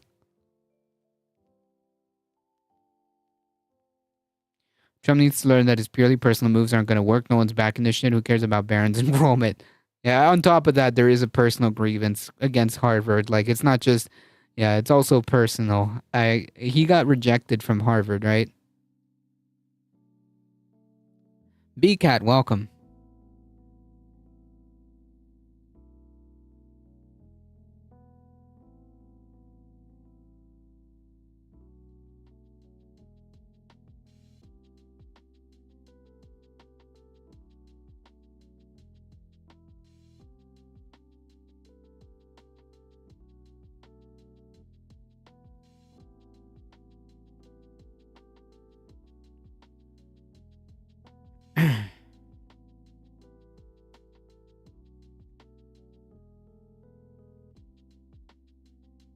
There you go. My neighbor just heard me hit that aw note. I don't think I can go that high.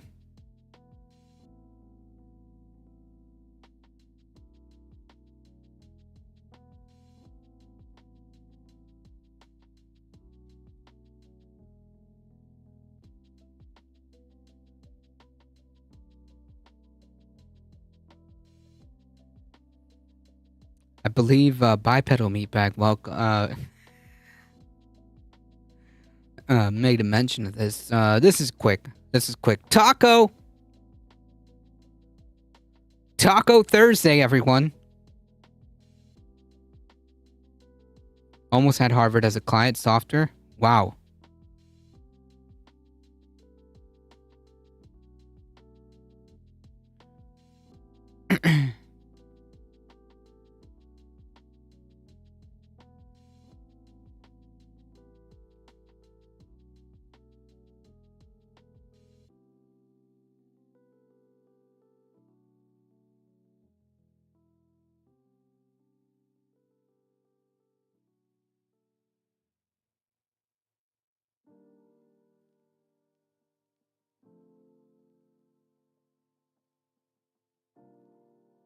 I'm Bo Maserati now, but only for today.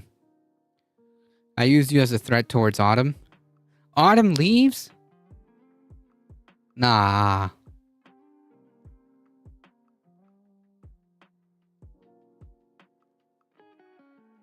There's this awesome video of this dude that covered The Nightman Cometh.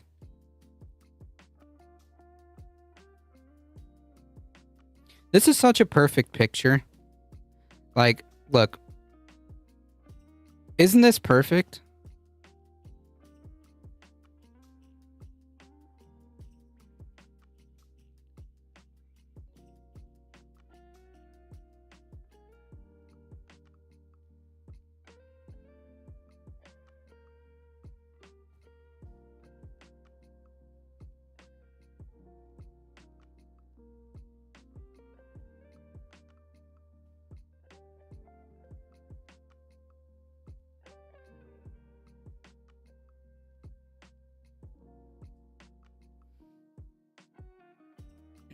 raise your hand if you want this gross but accurate.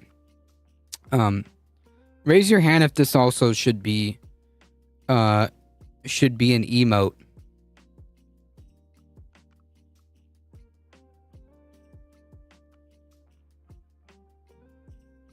Gross but accurate. This should be on all news. Yep.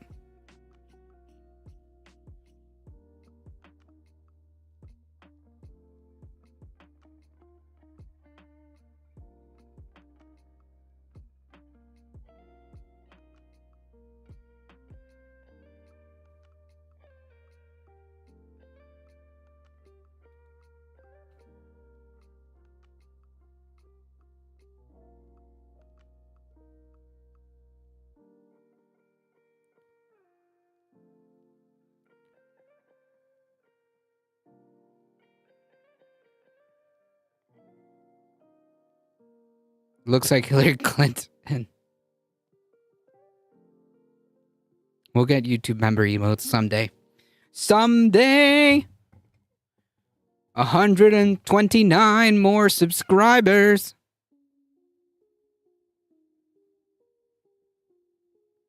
FG, welcome.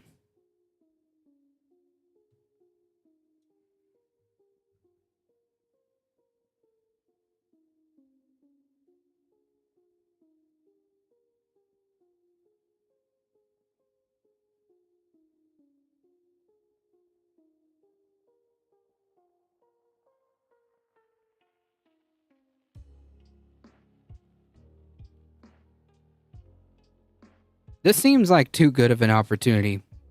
There's enough of the orange man on the internet today. It's a good point. I still need to finish my Elon emote. Trump's not happy about Wall Street's name for tariff flip-flops. That's right, Taco Thursday. Wall Street has a new shorthand about President Trump, and he's not happy about it. Traders have reportedly come up with the acronym TACO, which means Trump always chickens out, to take advantage of the trade environment created by the president's habit of threatening to impose tariffs on countries and then backing off at the last moment. He bristled when asked about it in the Oval Office press conference. Don't ever say what you said. That's a nasty question. Nasty question. To me, that's the nasty... Oh my god. Can we get the actual clip? Because this is actually too funny. Like, I'm pretty sure the clip's out there. I thought I just saw it.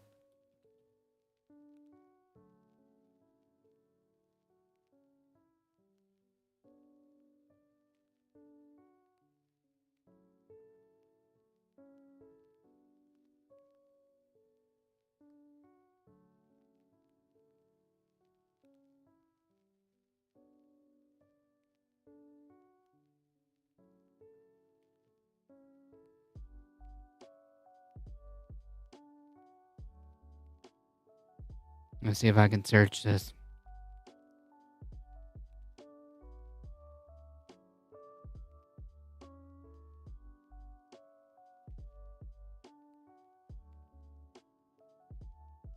They're saying Trump always chickens out on your tariff threats, and that's why markets are high. Wall Street analysts have coined a new term called the taco trade. They're saying Trump always chickens out on your tariff threats, and that's why markets are higher this week. What's your response to that? I kick out? Chicken out. Oh, isn't that nice? Chicken out. I've never heard that. You mean because I reduced China from 145% that I said down to 100 and then down to another number? And I said you have to open up your whole country. And because I gave the European Union a 50% tax tariff. And hey, Carlos, that was cool having you on Left Past 10 again last night. Heck yeah. I'm just me. As much as I enjoy hurting those feelings, perhaps we shouldn't taunt him into more destruction. No, I think he's, you know, I think he's already on that path.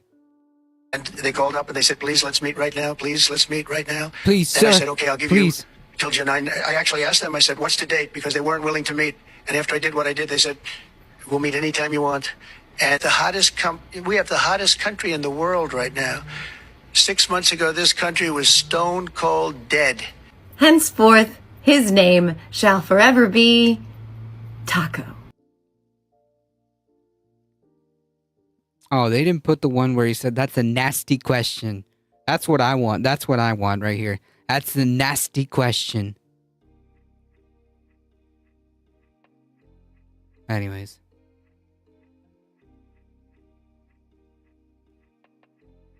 And okay, live, welcome, Elden Ring. Night Rain is our guy that is out, and this guy should be covering the fall of, and this guy is be covering the fall of America. Bless your service. You know, I've never actually played Oblivion, nor Elden Ring, and those games have been out for quite a minute, right? I think Elden Ring's a little bit newer. The tacos are awesome and he's vile. True.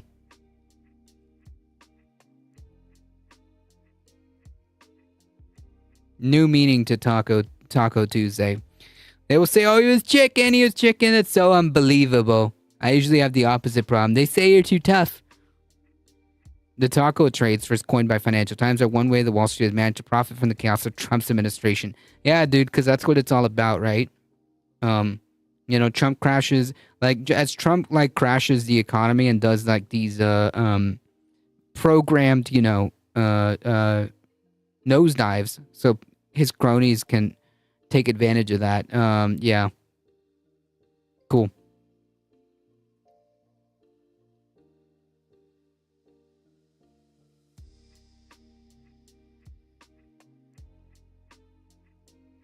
Just last week, Trump announced he was considering increasing tariffs on European Union to 50%, only to risk course by 2 days later by extending the tariff deadline into July. Taco!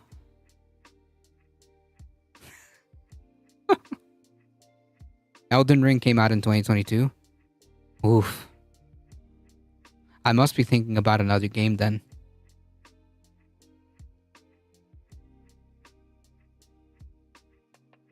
My apologies. I'm in a completely different I'm in a completely different universe. Elden Ring, Night Rain came out today though. Oh, is that like a DLC? It's a spin-off, so he's correct. Gotcha. Oh, gotcha. Night Rain is a new game. I've never played Elden Ring, so I apologize, okay? I will turn in my gamer credentials, okay? Okay, put the gamer badge away. I'll relinquish my gamer badge.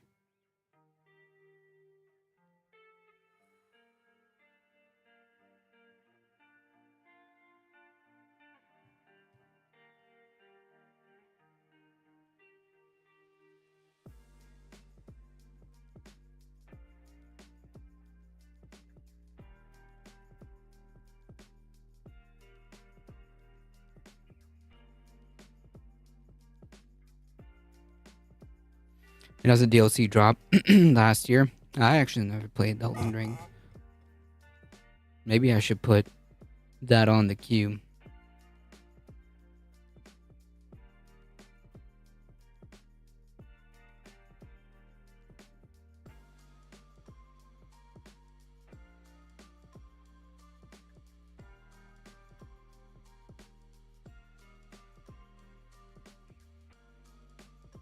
Why Red Vines never introduced their concepts of edible iPhone cables, I'll never understand.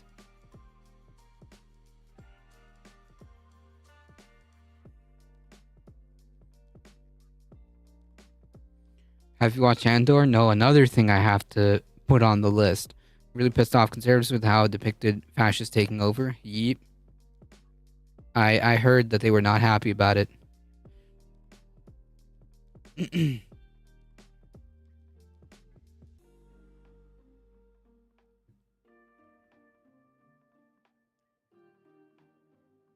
I thought they were just complaining, as conservatives do. Jet, welcome. RFK Jr.'s Maha report found to contain citations to non-existent studies. You know, the head guy of Human Health and Services. That's cool. Andor is good. I need to watch it.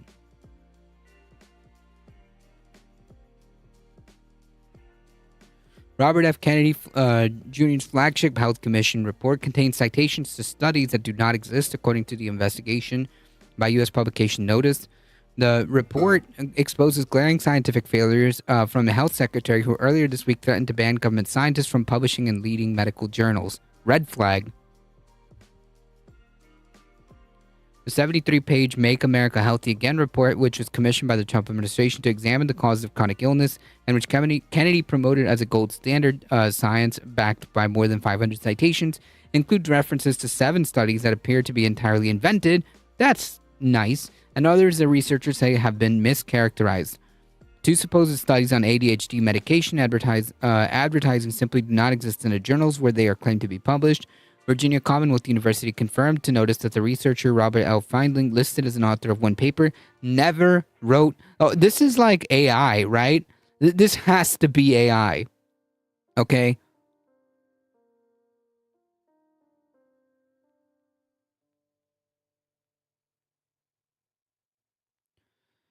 Corellia, welcome. I'm rooting for Tesla to replace Elon as CEO with an AI.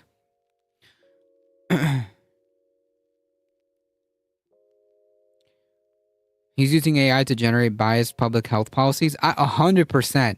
Like this has to be AI, right?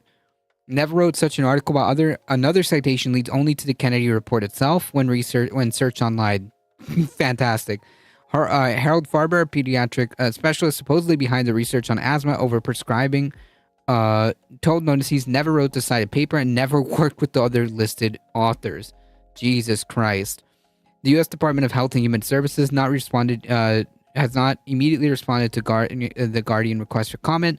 The citation failures come as Kennedy, a noted skeptic of vaccines, criticized medical publishing this week, branding top journals The Lancet, New England Journal of Medicine, and JAMA as corrupt, and alleging they were controlled by pharmaceutical companies. He outlined plans for creating government-run journals instead. Yes, the appropriate advice that you need to be following. I never watch TV anymore between work and kids and errands and everything. I just watch streamers on my phone while I run around doing things. Run around doing everything. It's more doable. Understandable.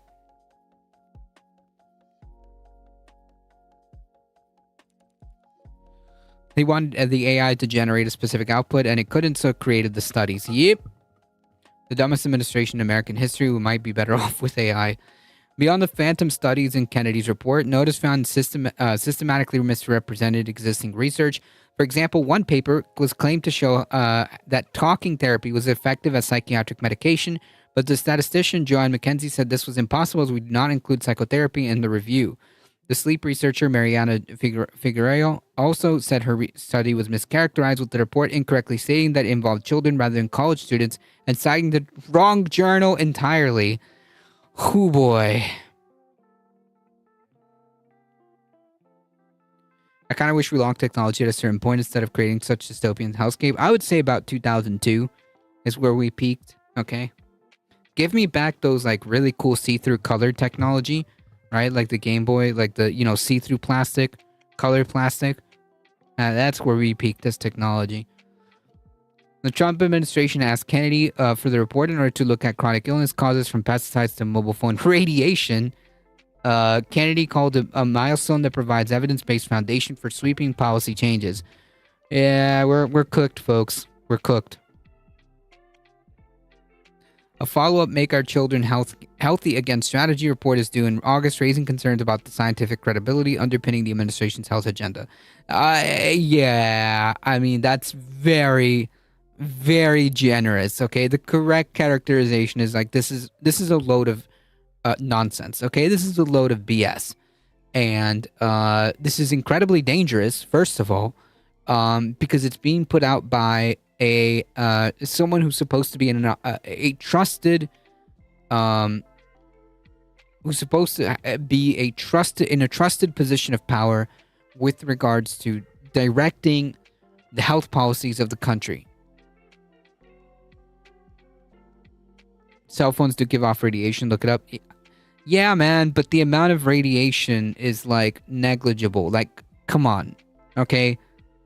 we know that cell phones and like microwaves give off radiation, but like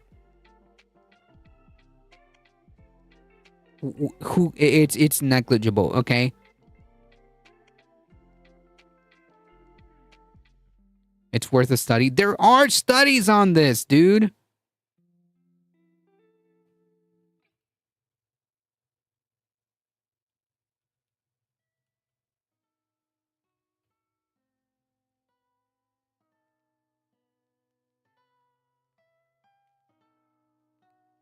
Like, you can just Google this stuff.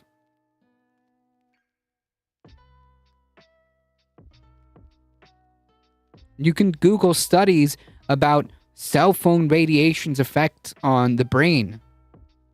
You can Google cell phone radiation and cancer. Fire alarms require radiation to work. Radiation being a part of technology is not new. Yep. The funny thing is it has been studied and RFK is a moron. Yep.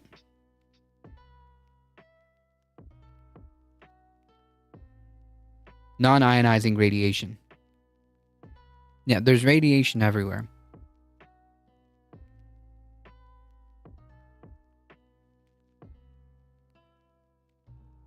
Wait, make our children healthy again?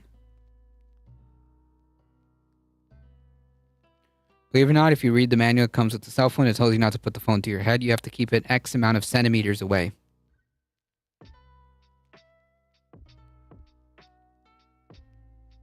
We are literally being irradiated by a big old exploding ball of fusion and fire. Yep.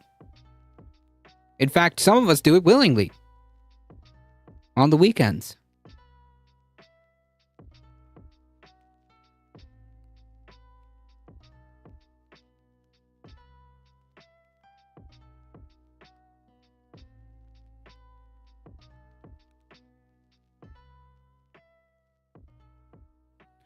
Told you guys the sun sucks. Yeah, and that ball gives a skin cancer. Sometimes if you're overexposed, but these are two separate things. The radiation coming from the sun versus the radiation coming from a microwave versus the radiation coming from a cell phone are all different. And no, even if you do spend some time outside, you will not just automatically get cancer.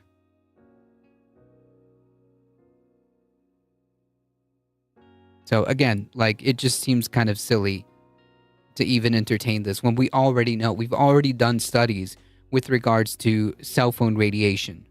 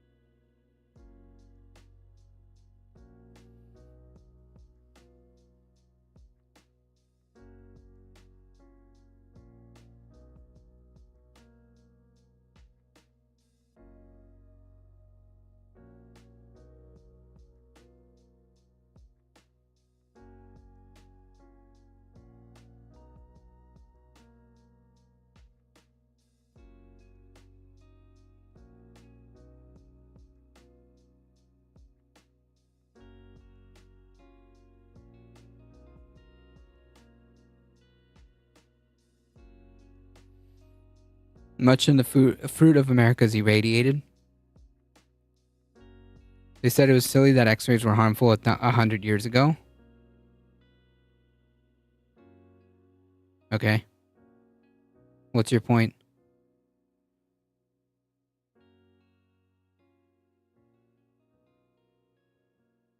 What does that have to do with... I told you, we already went through this.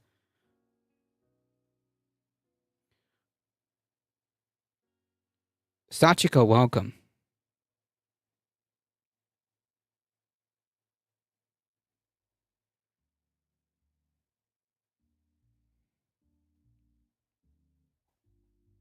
Like, we're talking about cell phone radiation, and you have to, like, squirm your way, right, to talk about other stuff.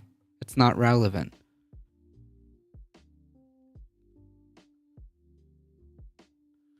Oh no, here we go.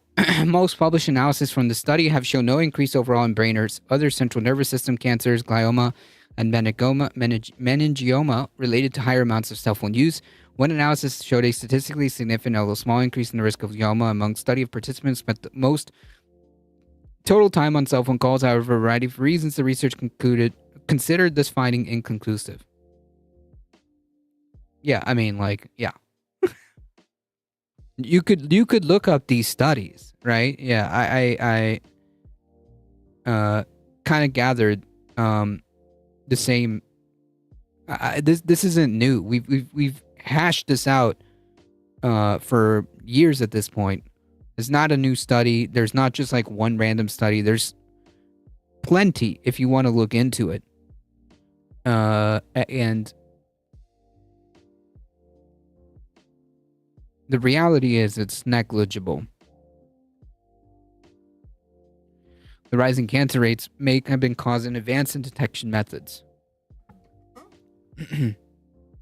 Right, it's inconclusive if the cell phone itself, the cell phone radiation itself, is the one that's causing this. 'Cause, I mean, like, let's be honest. How much radiation is the cell phone actually generating? Not a lot.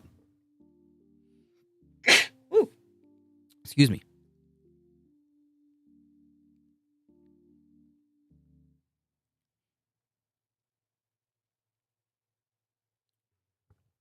They also deny Cancer Alley. Oh, yeah, but like we have extensive studies about the relationship between the chemicals involved in Cancer Alley and cancer rates, right? Like we know, we've studied this, right?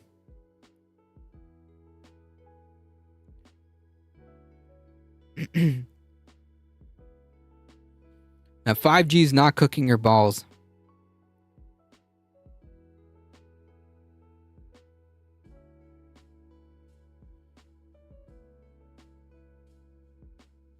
And they still deny it. Well, that may be politicians and that may be corporations, but the science doesn't lie. But the science doesn't lie.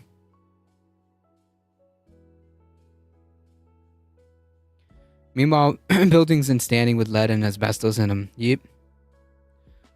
They'll say in 100 years that we're stupid. Maybe.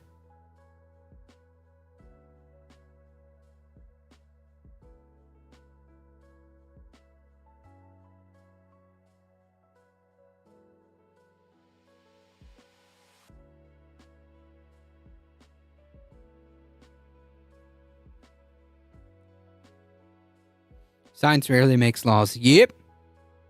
As we can clearly see.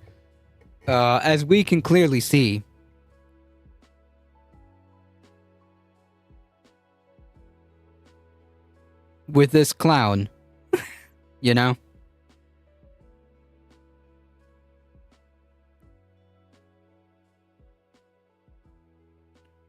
We're probably creating new asbestos-led situation with plastics. Yep.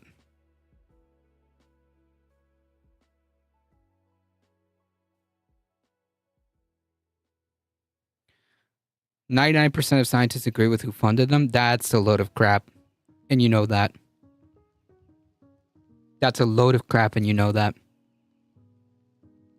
That is a bullshit statement. Please be for real. Be for real. Okay? Like look, you can probably like rationalize that to other people, but like be for real for 5 seconds. That is horseshit, okay? Tobacco industry sad scientists saying tobacco is safe. Okay? That's 99% of scientists backing who funds them.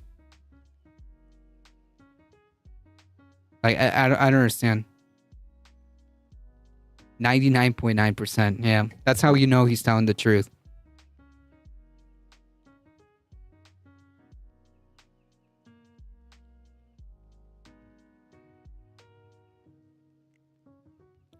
There's a small point to be made with that statement. 99% is an exaggeration. 100%. Like, that what he's saying is horseshit, right? Like you pick one example. It's called cherry picking. You cherry pick an example and say like, look, see, that's why science is bad, because we had this one situation where certain scientists were paid to say something that was not accurate. So yeah, and so therefore we should extrapolate that and apply that wholesale. It's a huge example, and I didn't say science was bad. That's a straw man.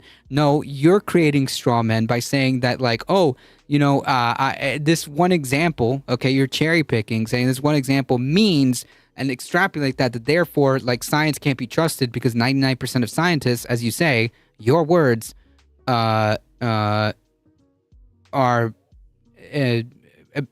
essentially paid to say what they're paid to say, right? Like the tobacco people. Like that is horseshit. It's a national example of the industry manipulating science results.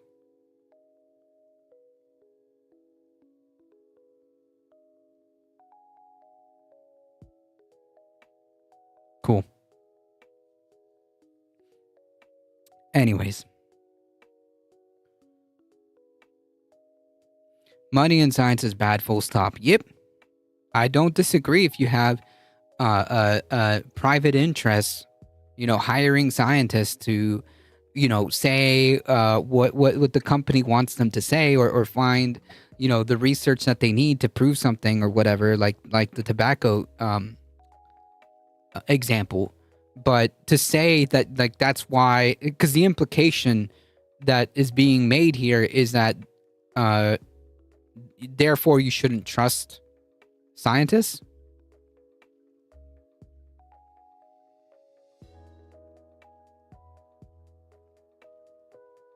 And also the studies that you can read, because I'm assuming this is all tied back to the cell phone thing. Also, like the studies linked to the cell phone radiation stuff, you can see like who are these scientists, right? This is not some huge like conspiracy by T-Mobile to like sell you on cell phones, right?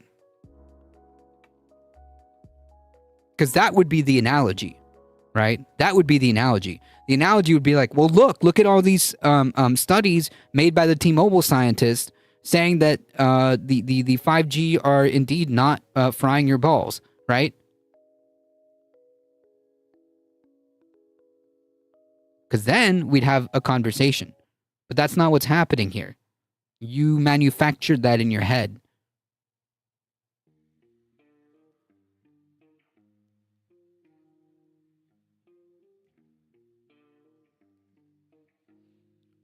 Science people, come to Lefty if you want to make Breaking Bad money.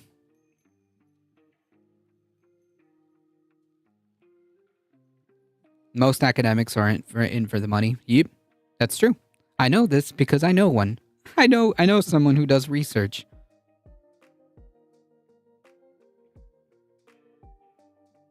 My dad was an extra in Breaking Bad. Nice. 6G will deep fry your kids into burnt French fries. True.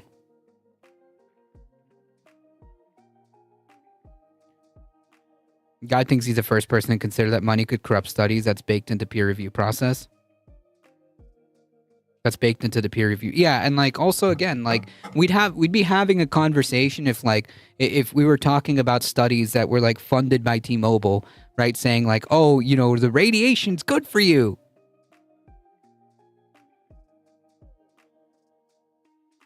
Anyways, I think this was an attempt to distract because we were actually talking about RFK Jr.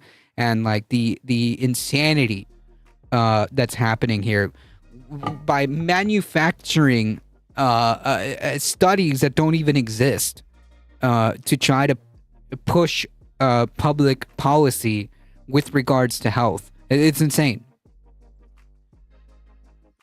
We'd be calling out those studies in the same way they called out the studies from the oil companies back then. Yeah, exactly. Yes, like this. Yeah, we would be having a conversation about that. Which, incidentally, even the studies that the oil companies did proved that the climate crisis was imminent. Right? Like eventually, based on how, like actually, the studies that were done by the the scientists of the oil companies were actually pretty spot on. The problem is that the companies hid that research and did everything they could to bury it. But yeah, the science was sound. Anyways.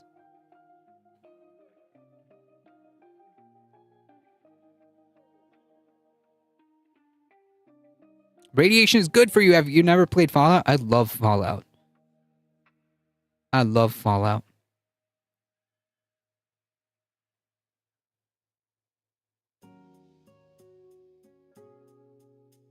He was recently laid off because Trump cut AIDS research? Yikes. Sarah's welcome. Oh, my sister's an epidemiologist, and she's definitely not in for the money.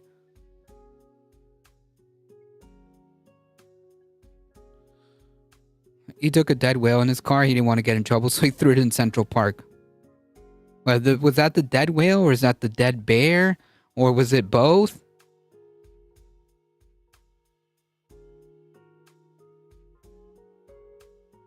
Roper dope.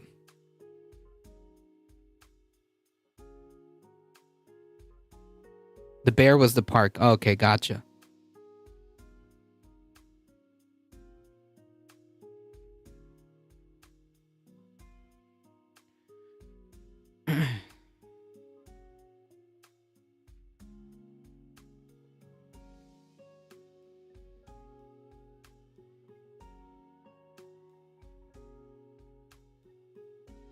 I glow in the dark. Is that normal, chat?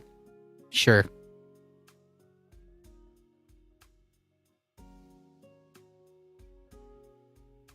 Whalehead? Okay. I mean, like, these bizarre stories. Like, I know that for sure.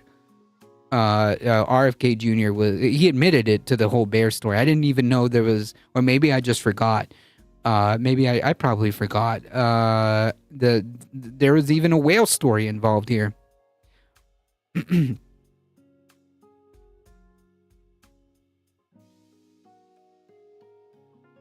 I was just debating downloading it again on my PS5. I think you convinced me to go with New Vegas. I didn't play Fallout New Vegas. I should. Man, there's so much stuff that I need to catch up on. Bear, got it.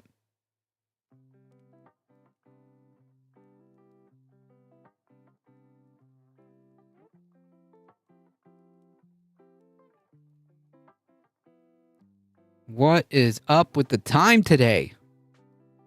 Time is a construct, so.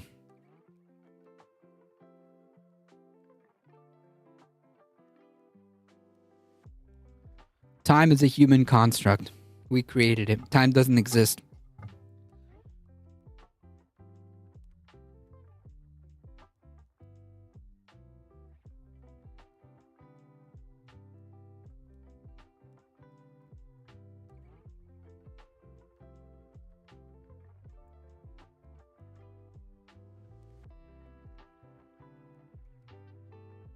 Later, Kirkenstein's monster.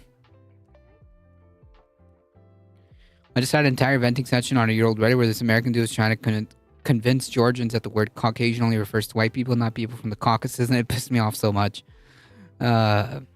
Unfortunately, aging does exist. Not in my head. See how that works? Aging is a construct in my head. I don't age.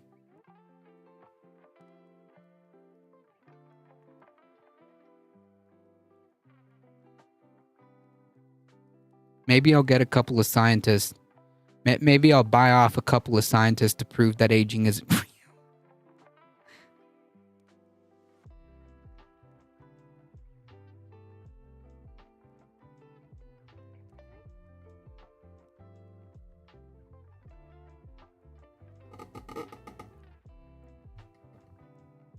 That's literally 1984.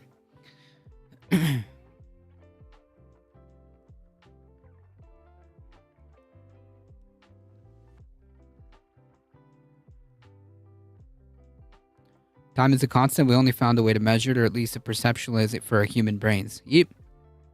That is the real answer. I completely agree with that. Like, time is just a way of we could put it in physical form for us.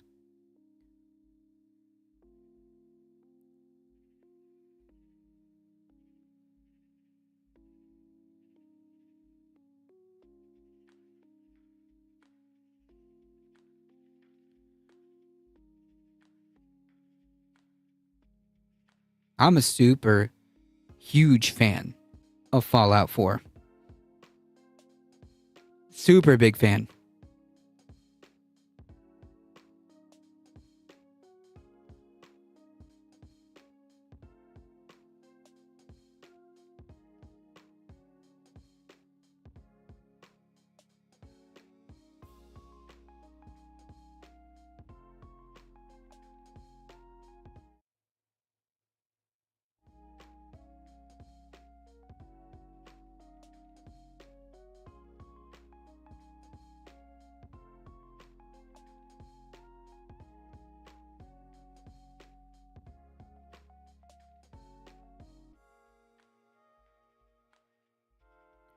A Benjamin Button scenario? Oof.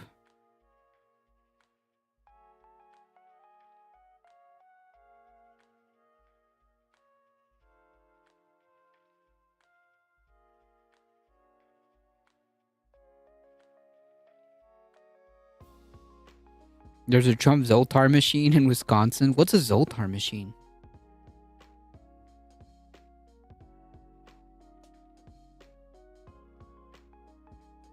Oh, gotcha.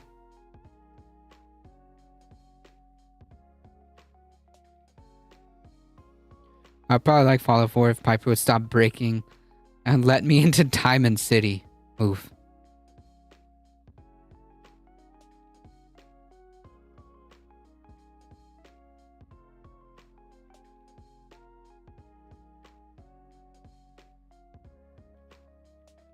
Piper's cool.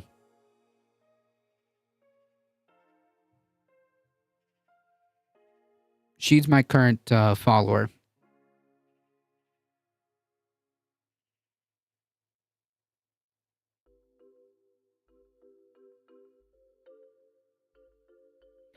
Big is actually an adult movie. Did I even watch that movie? Big.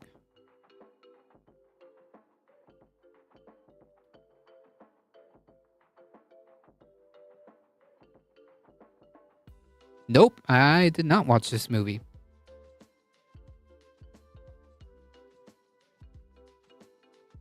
What's a zombie machine? I'm perfecting the art of immaturity. Can do it for movie night. Who's in? I'm in. There's a 99.9% chance I'm in. We're some mature adults. Maybe that's why we're so empathetic.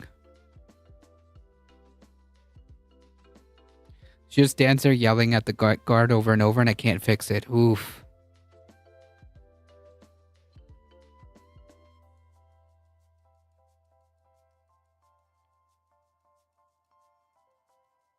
Oh no. B-Cat. Jesus.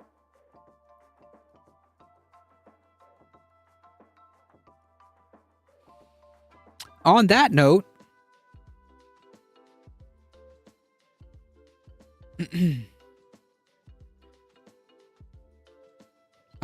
it's time for me to get out of here, folks.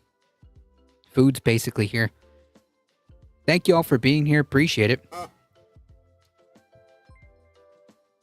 You guys are what makes this channel go. Thank you all. If you want to support the channel, keep doing what you're doing. Like the stream. Share, subscribe. If you're on the Twitch, hit the follow button. If you want to support the channel directly, hit the !merch, !tip, Substack. Join the Discord, folks. We do movie events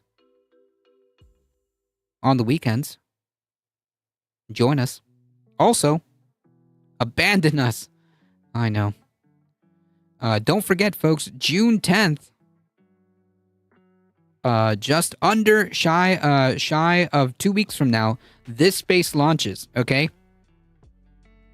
So follow this space at this space TV on YouTube. Okay, it's gonna be a big deal, I think. Thank you all. Appreciate it, Jet. Thank you, Heat. Thank you, Michael Hesser, for modding the chat. Appreciate y'all. We'll be back on Monday. What's happening? What's happening is I'm going to eat. Welcome, Carpe.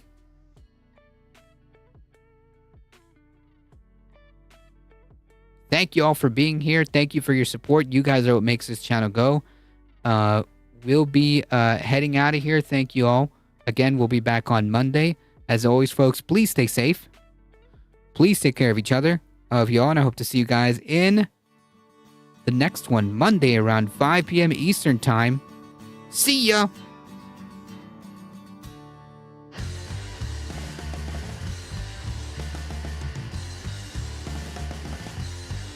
Yeah, eat tacos.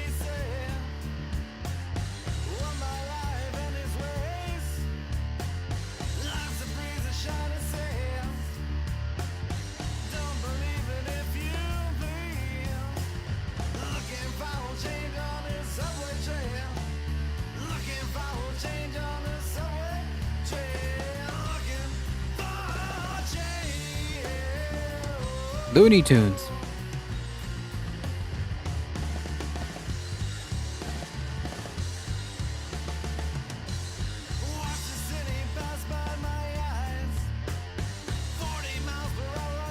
All right, folks, we're heading out in 5, 4, 3, 2, 1. Bye-bye.